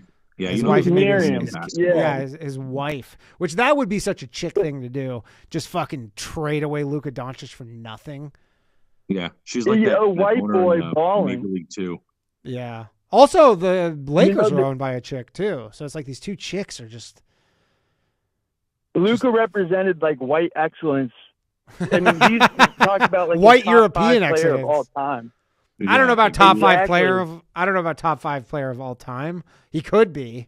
I mean, he could blow out his knee and be a Yao Ming or something where you just like he had a good run while he was still around. But no, that trade was insane. I could not believe it. Yeah. I'd be so pissed if I was. LeBron was like, "Listen, if you don't get me some players here, I'm gonna like. I know you guys know I drank cum and adrenochrome, Yeah, I drank It's adrenochrome and I wore the interesting. Maves outfit at the Diddy parties. But listen, I have pictures of David Silver getting a spike kicked up his ass by Justin Bieber. So you guys better. Yeah. Yeah, I saw David Silver hanging outside a daycare with a bib and a bottle of A1 sauce. That dude is up to no good. He's not doing anything good, dude. No. Yeah, it just shines a spotlight on it at a time when, like, especially with the NFL playoffs going on, like these leagues have explicitly partnered up with $20 billion sports books. You know, Yeah. sports gambling and the leagues like are hardly separable at this point anymore. And That's true. I don't know if people are alleging like the Donaghy days of like explicit refs cheating, but there's an argument that the thumbs are on the scale of these leagues for sure now. I mean, dude, they're sports entertainment. Like the NFL specifically, like changed. I don't know, like in their articles, like in corporation articles or whatever, where they're like, we're sports entertainment, and that essentially allows them to kind of like fix things without getting in legal trouble. When Dave Portnoy was saying he was going to buy a quarterback from Michigan, and now that they're privatizing the sports teams for they're selling basically the programs for the like NFL Michigan, the college football program is going to be for sale. Yeah. That is going to change everything. Like, and I played football. I really like the NFL, but the NFL is not the same. I mean, the refs, the fix is in. I think there was one. I think it was Devontae Adams' total yards in the beginning of the year. He missed it by like a half a yard. The handicapping is so good. It's like infuriating. It's like, I can't believe. I mean, you can't. Yeah, like you can't. That's the craziest part about like the FanDuels and the DraftKings is if you win, they ban you. Yeah. Like so. That's the craziest part is like if you're actually doing even remotely well, they just ban you. So then it makes it, unless you live in Vegas somewhere that has like a crazy sports book, and the sports books will ban you too. Like they don't want action from winning bettors. They want guys like me who have no idea how to bet, and they're just like, yeah, I'll parlay. They'll play fucking Rihanna first quarter, and I'm like, well, I don't know, I lost my money. Whatever, let's move on. Yeah, let's do a 14-team parlay. I'm sure one of these will hit. Yeah, right. Yeah. Yeah. Saw a stat. It said Mahomes in games that are decided by a one-score game, he's 16 in the last 16 games. Which, assuming those were a coin flip, the chance of that happening, it's like 0.002%. And when you see stuff like that, it's just hard not to buy into the argument a little bit. That it seems like the thumbs are on the scale as far as refereeing is concerned. I mean, I got kind of partnership with these sports books. I got kind of clowned for tweeting this, but after the last fucking Chiefs game, the Chiefs-Bills game, I was like, the NHL is like the best sport. Everybody's like, you're Canadian, and you would say that, but I'm like, there's no like the refs cannot decide shit in the NHL. The best they can do is give a penalty, take a guy off the ice for 2 minutes, but like they don't do shit like, you know, it's not like basketball where they can just give fouls or take away fouls. Like, and in the playoffs, they never even blow the whistle. So viewership's down, man. I mean, NBA viewership's down, and Super Bowl ticket prices have just plummeted. I mean, this is such a boring. Well, you just assume the Chiefs are just gonna win. It's like, why even fucking watch it? I know. I gotta watch it because All right, one quick thing. Go ahead. Well, I wanted to update you. I told you recently I wanted to scam my drug dealer so I couldn't go back to him. Yeah. Well, I'm thinking about pulling the final, I think about reporting him to ICE. You get $750. This way would ensure I couldn't re-up. I've burned every other dealer in my phone. I don't know if you're saying that because you watched the sketch I made, because I made this sketch about this guy who turns in all these people to ICE. He has a little side business. And it got like 200,000 views on YouTube, but it's like a fake like local news story. And literally, I don't know, half the people are like, is this real? Can you really? But they don't actually give $750. I think they used to do that. But you can't do that. But you can just turn him into ICE for love of the game. Just because you're a patriot. One question? Yeah. I just want to hear, Nick, when Alex Schultz was doing his vanilla and performance at clubs in like Atlanta, what was the reaction like from the club staff? And that's it. Thanks for taking my call, Danny. All right, thanks, buddy. Cool. It was good.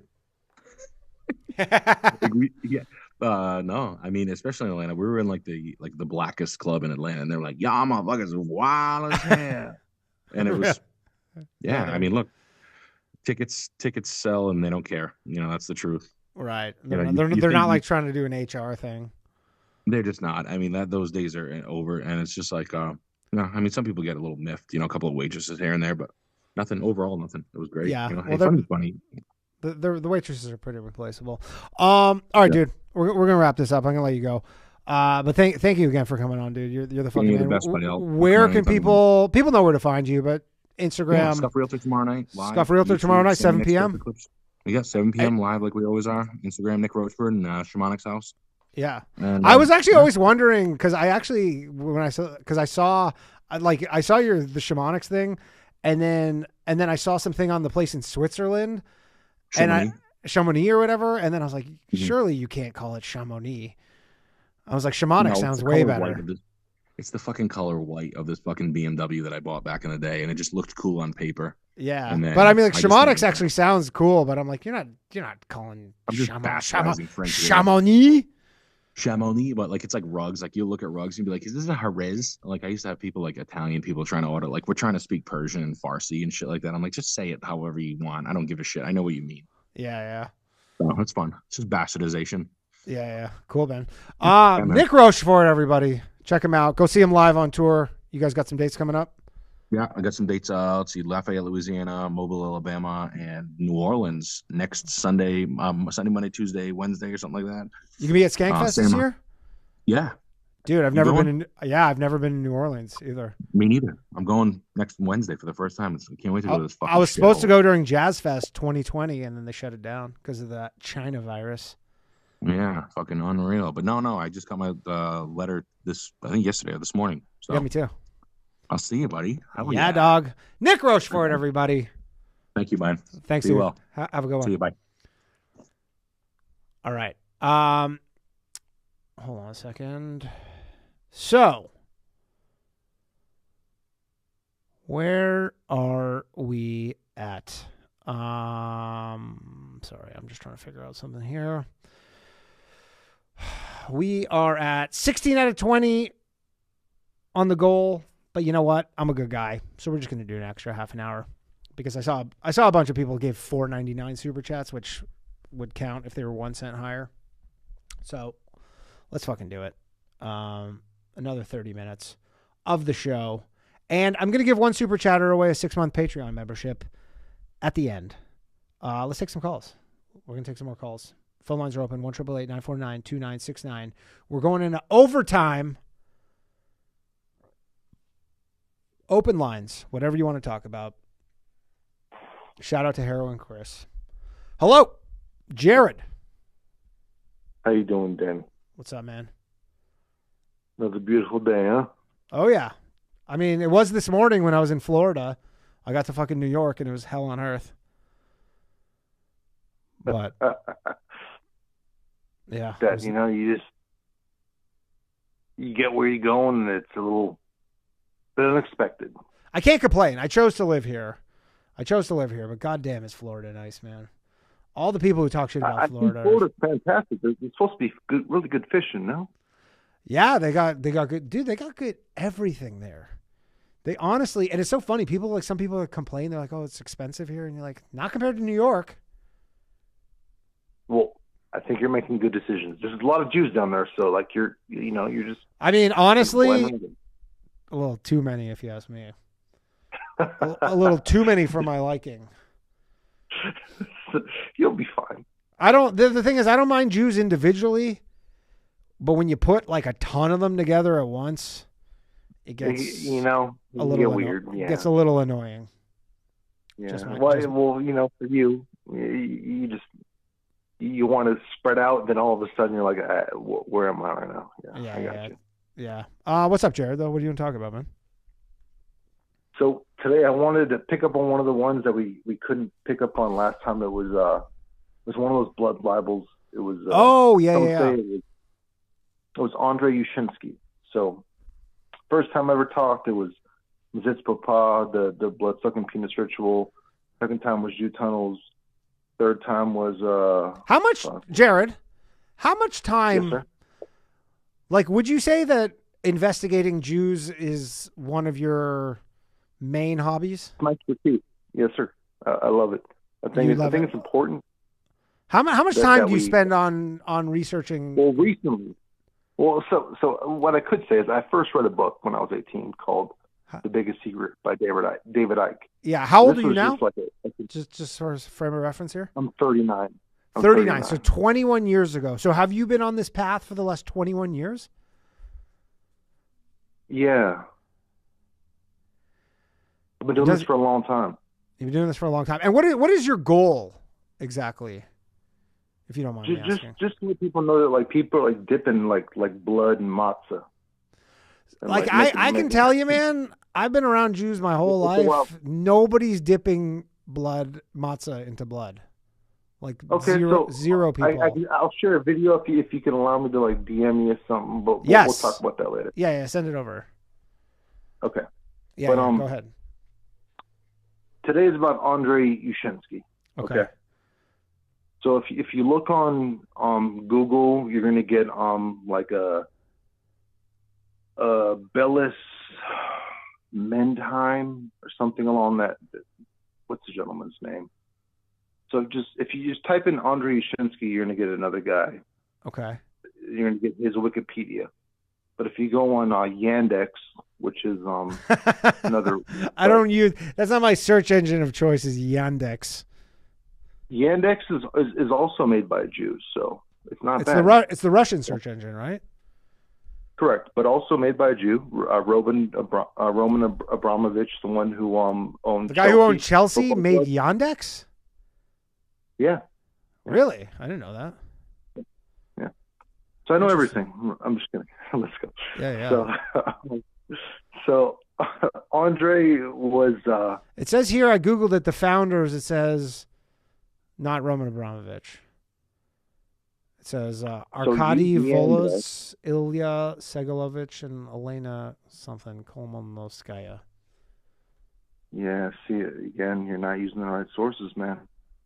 Okay. Gotta get in there, Gotta dig. So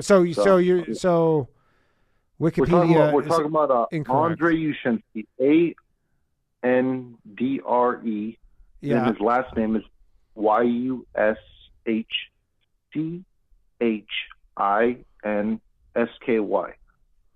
That's one of the ways to find it. Okay. Andrei Yushensky? I don't know. Nothing really comes up here. In 1911, Ukraine, Russia. Yeah. Just type in Ukraine, Russia, 1911. So this child, his body found in a cave. Okay. So, eventually, the gentleman who was accused of the event was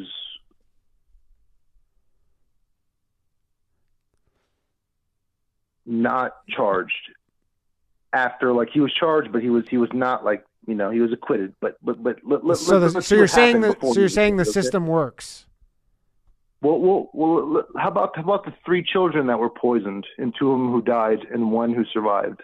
Okay, let's get into that. Okay.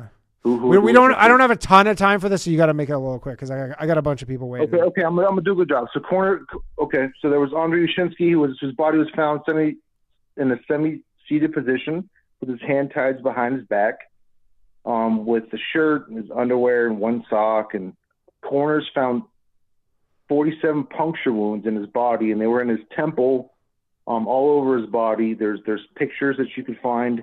They formed what looks like the Big Dipper, and other. They did what's known as it's bloodletting. So what they do is they take the blood out, and then so there were 3 people who saw it: Valdia, Xenia, and Eumelia. And then do you have a girlfriend or a wife or anything? Is that cool? No, yeah. I'm saying, do you have? Is there a Mrs. Jared? There is no Mrs. Jared, sir. Okay, checks out. Go ahead. So Menahem Mendel Bellis worked as a foreman in the brick factory where the kid was taken. Okay. And he was eventually arrested. The local newspaper began writing articles implicating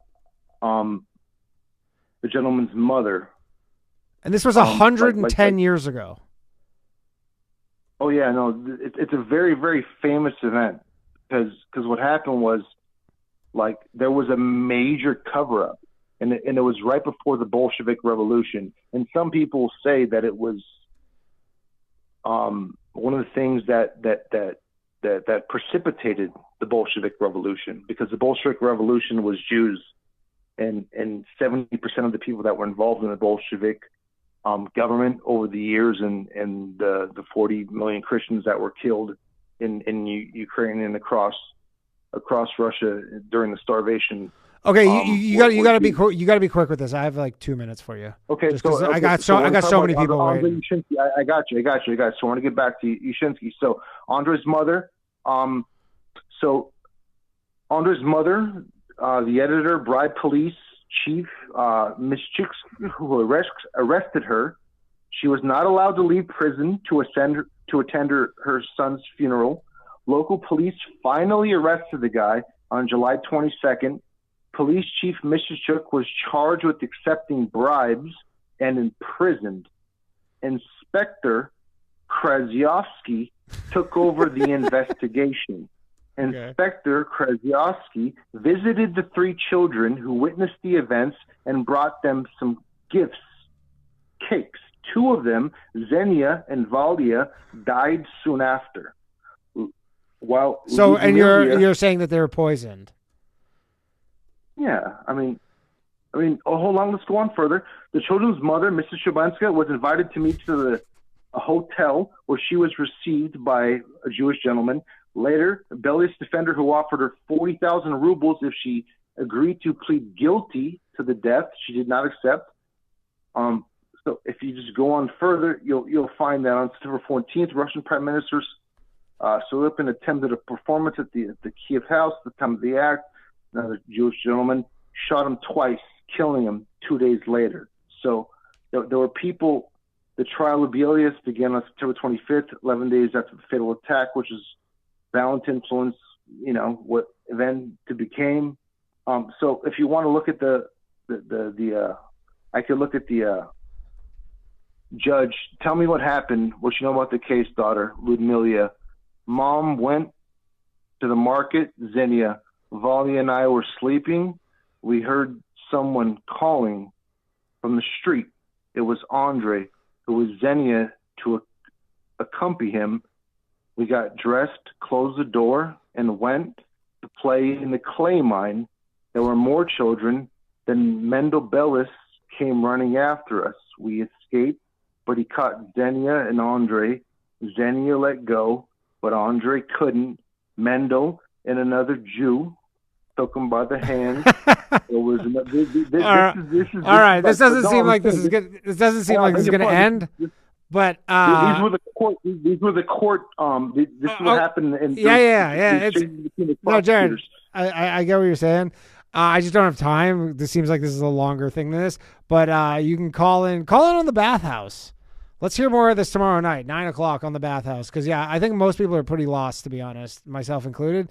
But call in another time. Finish this up. I appreciate you, Jared. All right, Jared, everybody. I don't know what that was. I mean, it was entertaining for a bit. Reminded me of like this Norm Macdonald joke, actually, a little bit. All right, let's take some more calls. Thank you very much, everybody, for joining me. If you want to support the show, patreon.com/lowvaluemail, MAIL, win $500. Hello, you're on the Low Value Mail. I almost said the bathhouse. Hello, you're on Low Value Mail. Hey, am I on? You are on. Thank you for sitting tight and waiting. Who am I speaking with?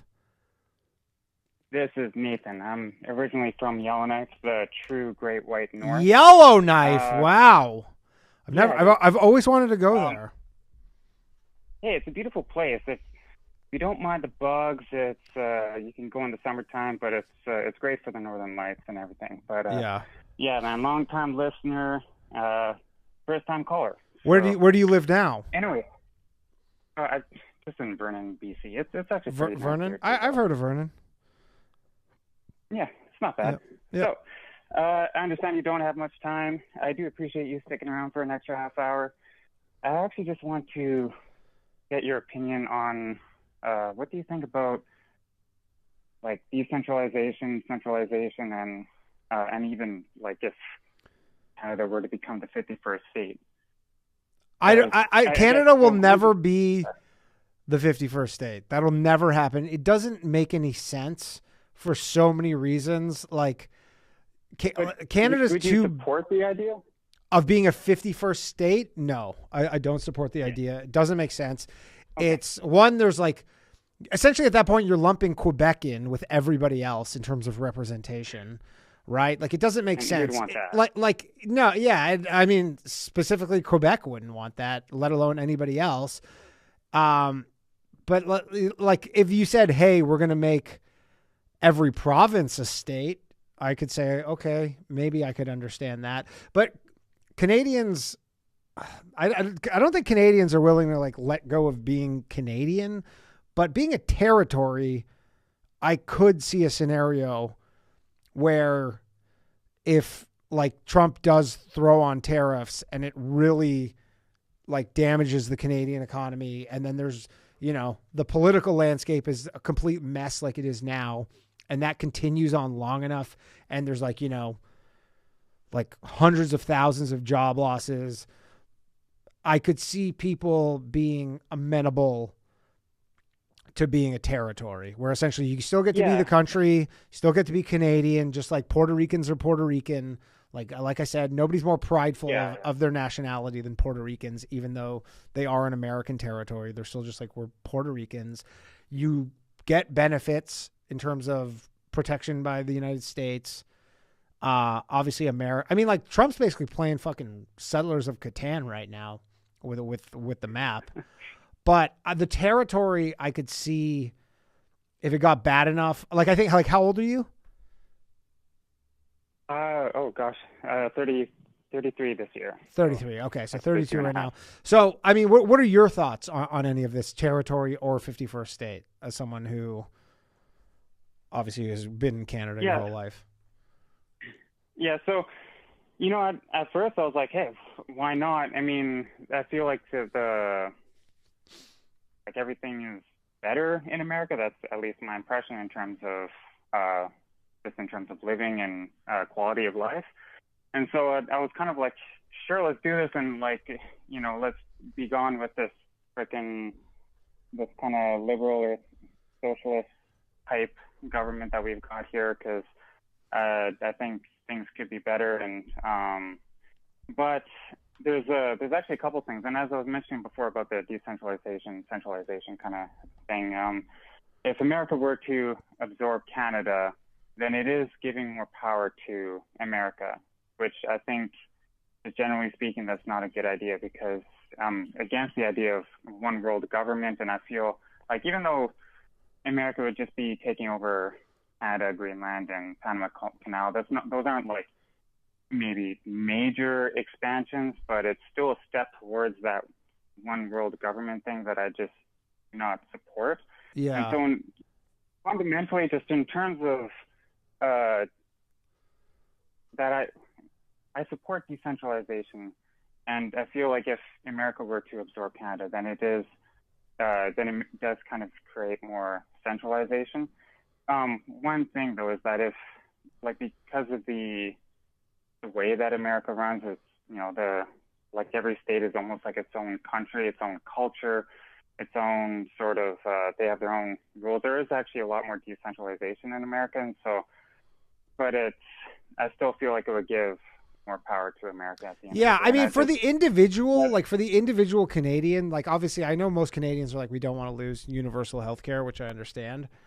But for the most part, everybody would be on the margin probably better off to join America in many regards. But yeah, I wouldn't even be too worried about that, because again, you're taking a country that's whatever 350 million people, and besides obviously like more than doubling its landmass, you're only adding 40 million people. And I imagine if that did happen, all the people who are on those like PRs from India are all getting sent back under that scenario. Yeah. So then you're talking about 38 million people, less than the size of California. Yeah, I don't know. It's still a very unlikely scenario that any of this happens. But if Trump even said it today. Trump literally said, he's like, if we were willing to do this the hard way, he's like, we could easily have Canada. And he's right.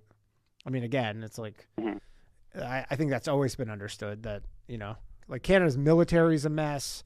Their government's a mess.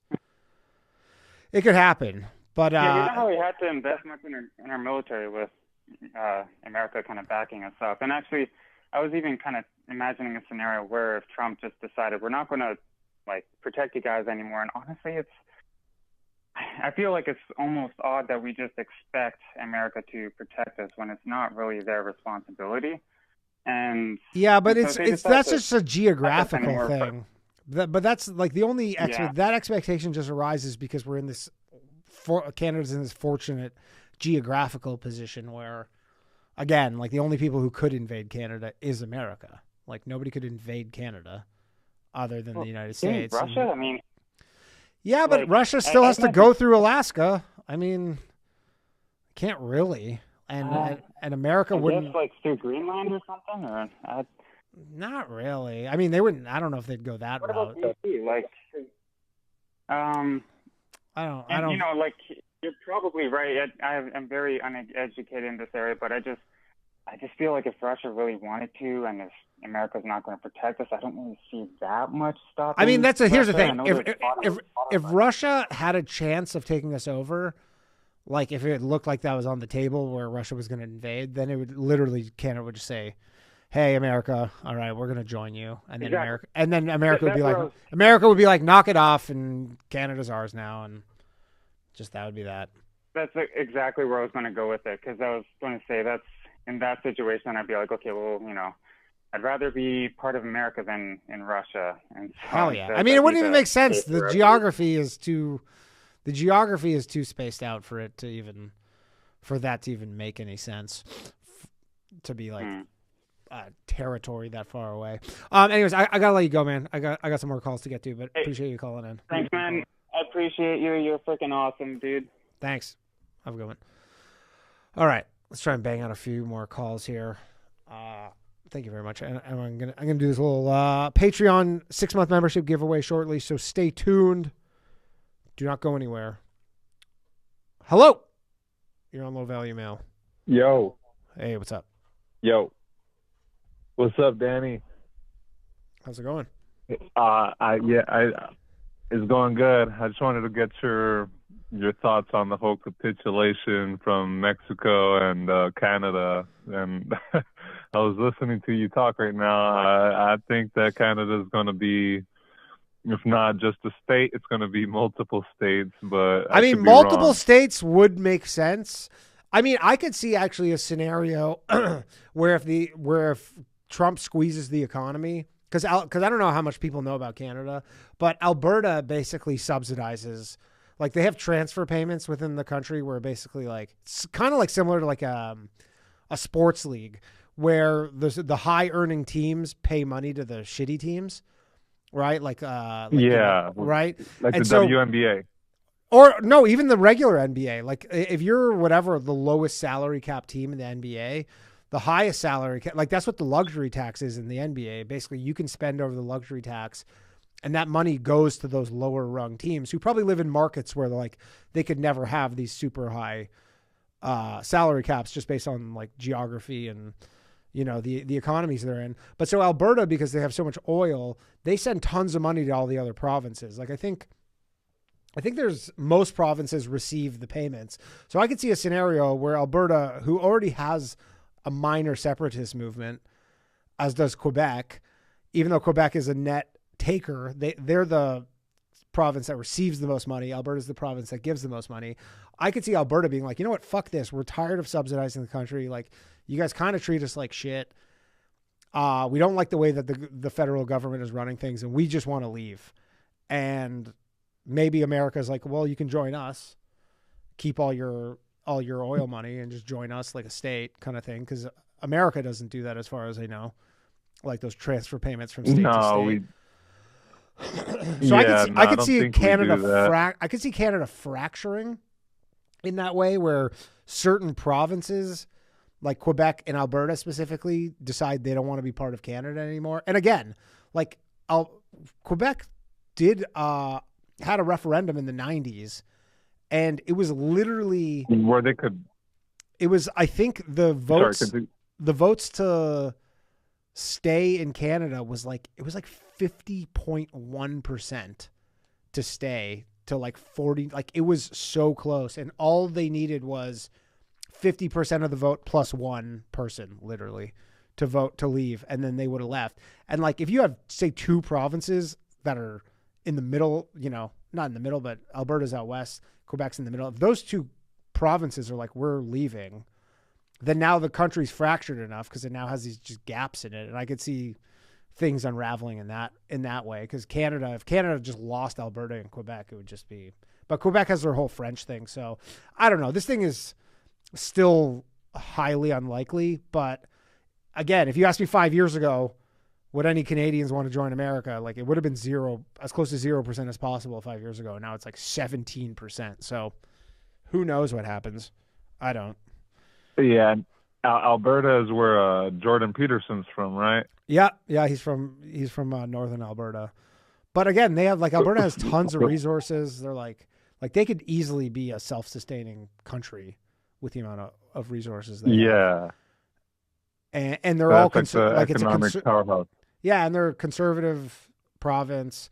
They're kind of like, I don't want to say looked down upon in Canada. Good guys.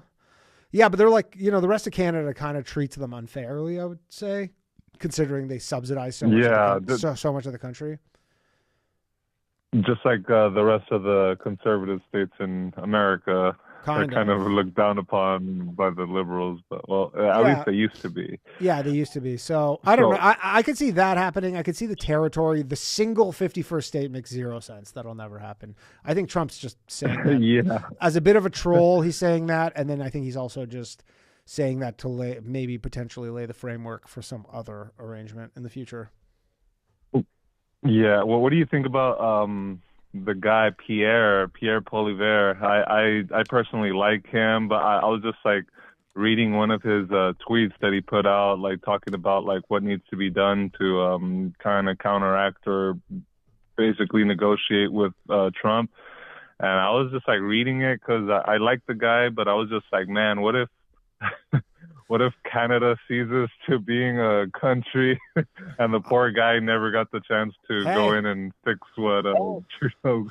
I mean, I suppose that's possible. Especially if the Liberals like draw it out for another 2 years and don't have a fair election. Like there could potentially not be an election until October 2026. Is possible, and that's because of Trudeau, right? Well, no, that's just because the Canadian charter essentially allows you to have 5 years in between elections, and the last one was in 2021. Normally they're 4 years or less, but you can extend them till 5 years. Like I believe in 1988 there wasn't an election until 93, even though they had a similar scenario where the prime minister stepped down and we had a chick for 3 months, and then Kim Campbell, and then they had an election. But technically you can go 5 years, so I don't know. It's possible. I mean, nobody in Canada ever thought in a million years that they were going to get tariffed by the United States. And I mean, a lot of people are still, in my opinion, naive and think it won't happen, but it, I think it's coming. I think it's again, most people in the mainstream probably disagree with me, but I think it's coming. I think it's coming too. I mean, like there's a and Trump smells president blood in Mexico. Like Trump really smells blood right now. And I don't think the thing is Trump I don't think Trump really wants Mexico as much as he wants Canada, because Canada, you know, it's like you almost fill in the gap between Alaska, and then you have no border, like you have no northern border with anything. Like it makes geographically so much more sense. Whereas if you take Mexico, then you're just you just now have Central America as your southern border, which is arguably worse. Yeah, it's probably worse. And then, you know, if we also have Greenland up there, like Canada kind of just connects up to Greenland, right? Yeah. Well, it doesn't connect, but it's like Like, look, if you ever played the game, team. if you ever played Risk before, and you owned America, No. but like the game Risk, like where it's basically like world domination essentially, kind of game. If you played that game, like, and you were America, you would want naturally to own Canada. Like that would just be a strategic thing to own. That would be a strategic piece of the puzzle, and the geography. Yeah. Yeah.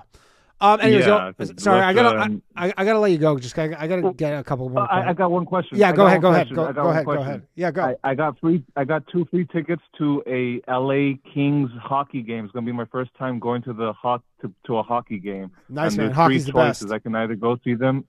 I could either see them go against the Golden Knights, the Canucks, or the Sharks. So what team Golden should I Knights. go watch? Golden Knights 100%.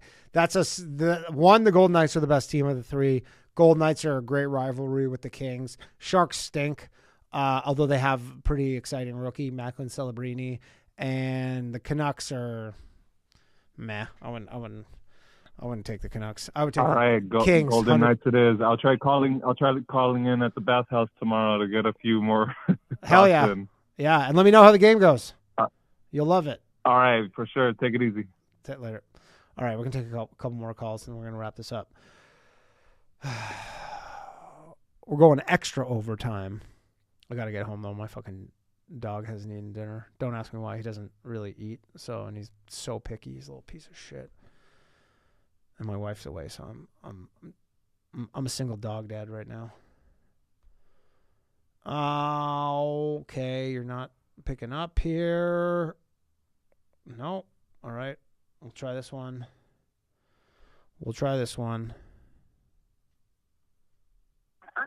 Hello. You're on Low Value Mail. Hey, Danny. How How's you it doing, going? man? Good. How are you? All right, we're going to make this the last call of the I'm night. doing good. Okay. Well, cool, man. I feel fucking honored about it. Yeah. What's up?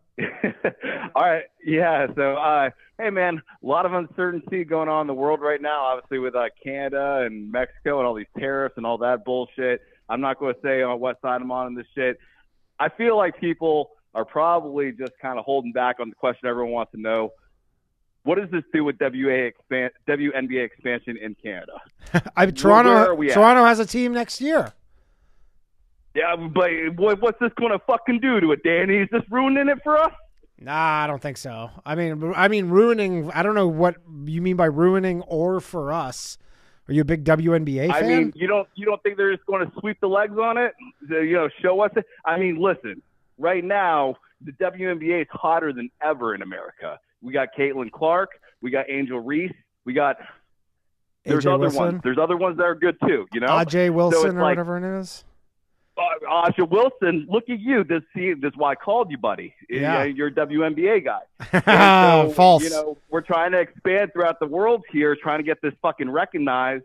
And, I'm just worried that they're just going to be like, hey, you want to play hardball? We'll go toe-to-toe with you. Yeah, we'll take away your precious WNBA franchise that's a massive money loser. Danny, we all see what's on the horizon here, brother. I know. This Who motherfucker's a cash cow. What was the athlete who said that he's like, I could see WNBA overtaking? I can't remember. It was some professional athlete. He's like, I can see the WNBA overtaking Major League Baseball in 20 years. And you're like, are you out of your fucking mind? O.J. Simpson, I'm pretty sure. No, it wasn't O.J. Simpson. It was like some former. No? Oh. It was some former athlete said it. I want to. I don't. No, it's not Richard Jefferson. It was. It was somebody. And they said that, and you're like, "What?" Yeah. It made, no, no, man, it was. I It was. I think it was Paul No, Pierce, maybe.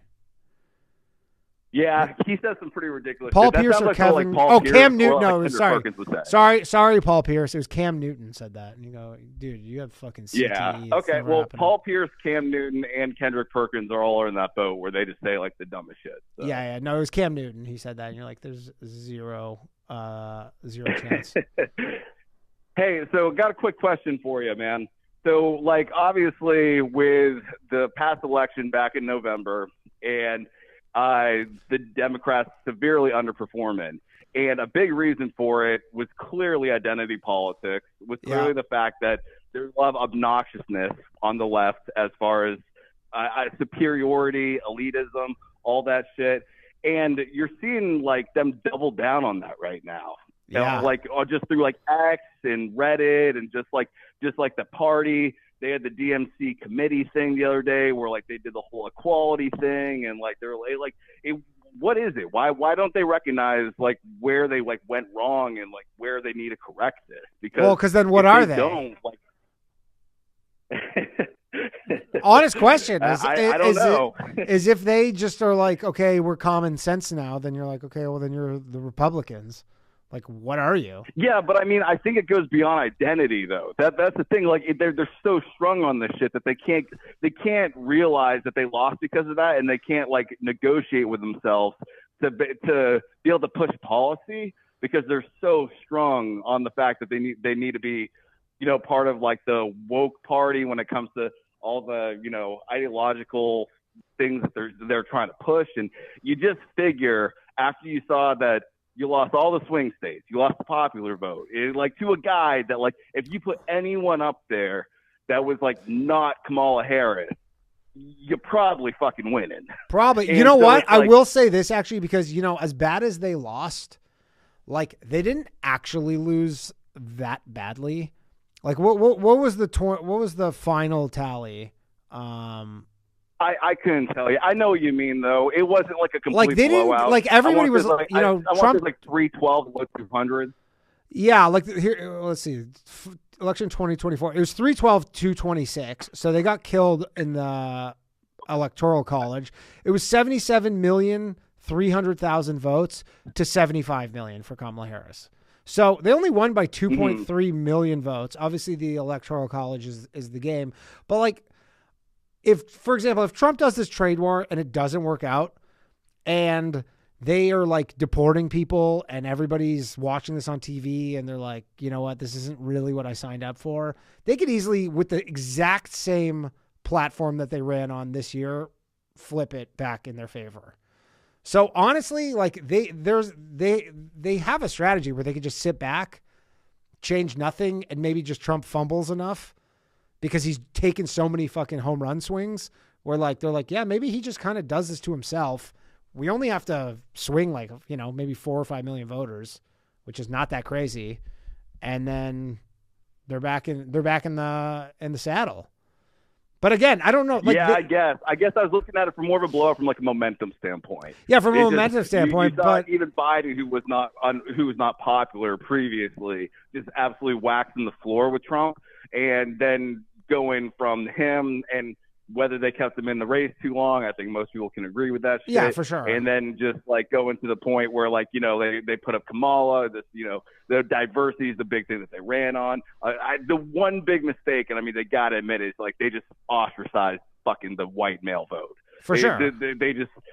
Yeah. And so, yeah, I don't know, man. I see the way that the left is acting about everything right now. And it's, yeah, I don't know. I know what you're saying, but like, I don't know how they can change their identity and not just basically be like, okay, we're Republicans now. I mean, the Republicans are just Democrats from 20 years ago.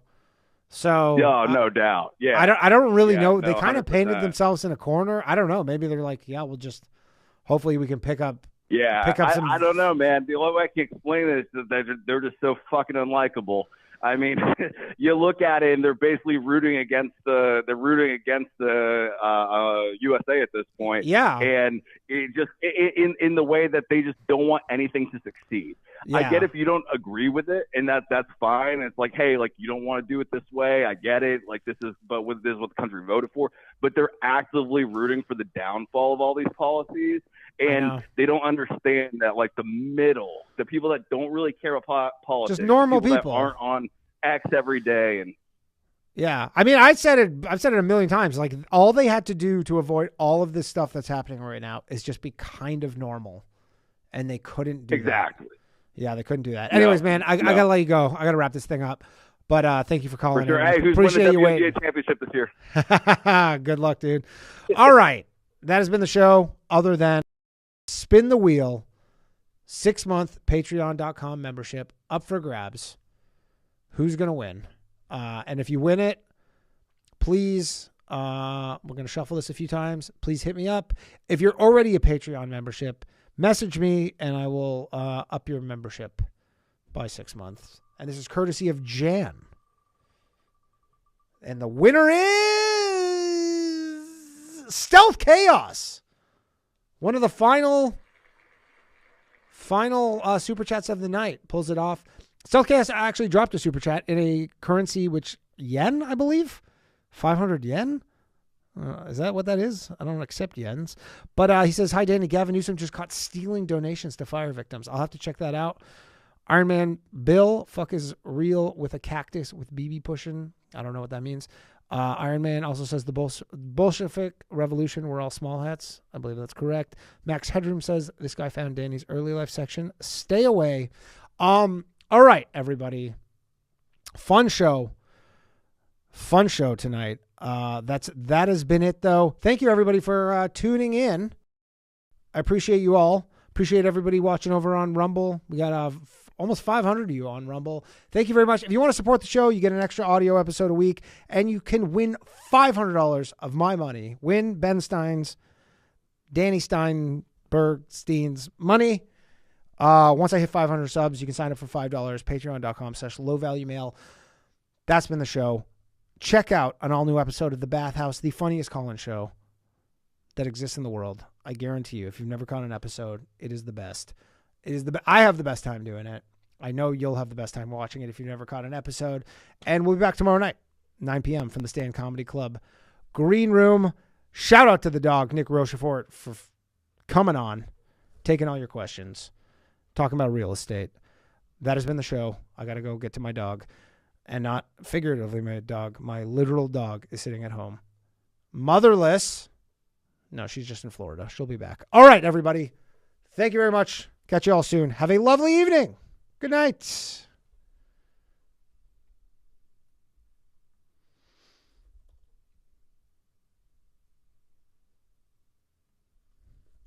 Good night.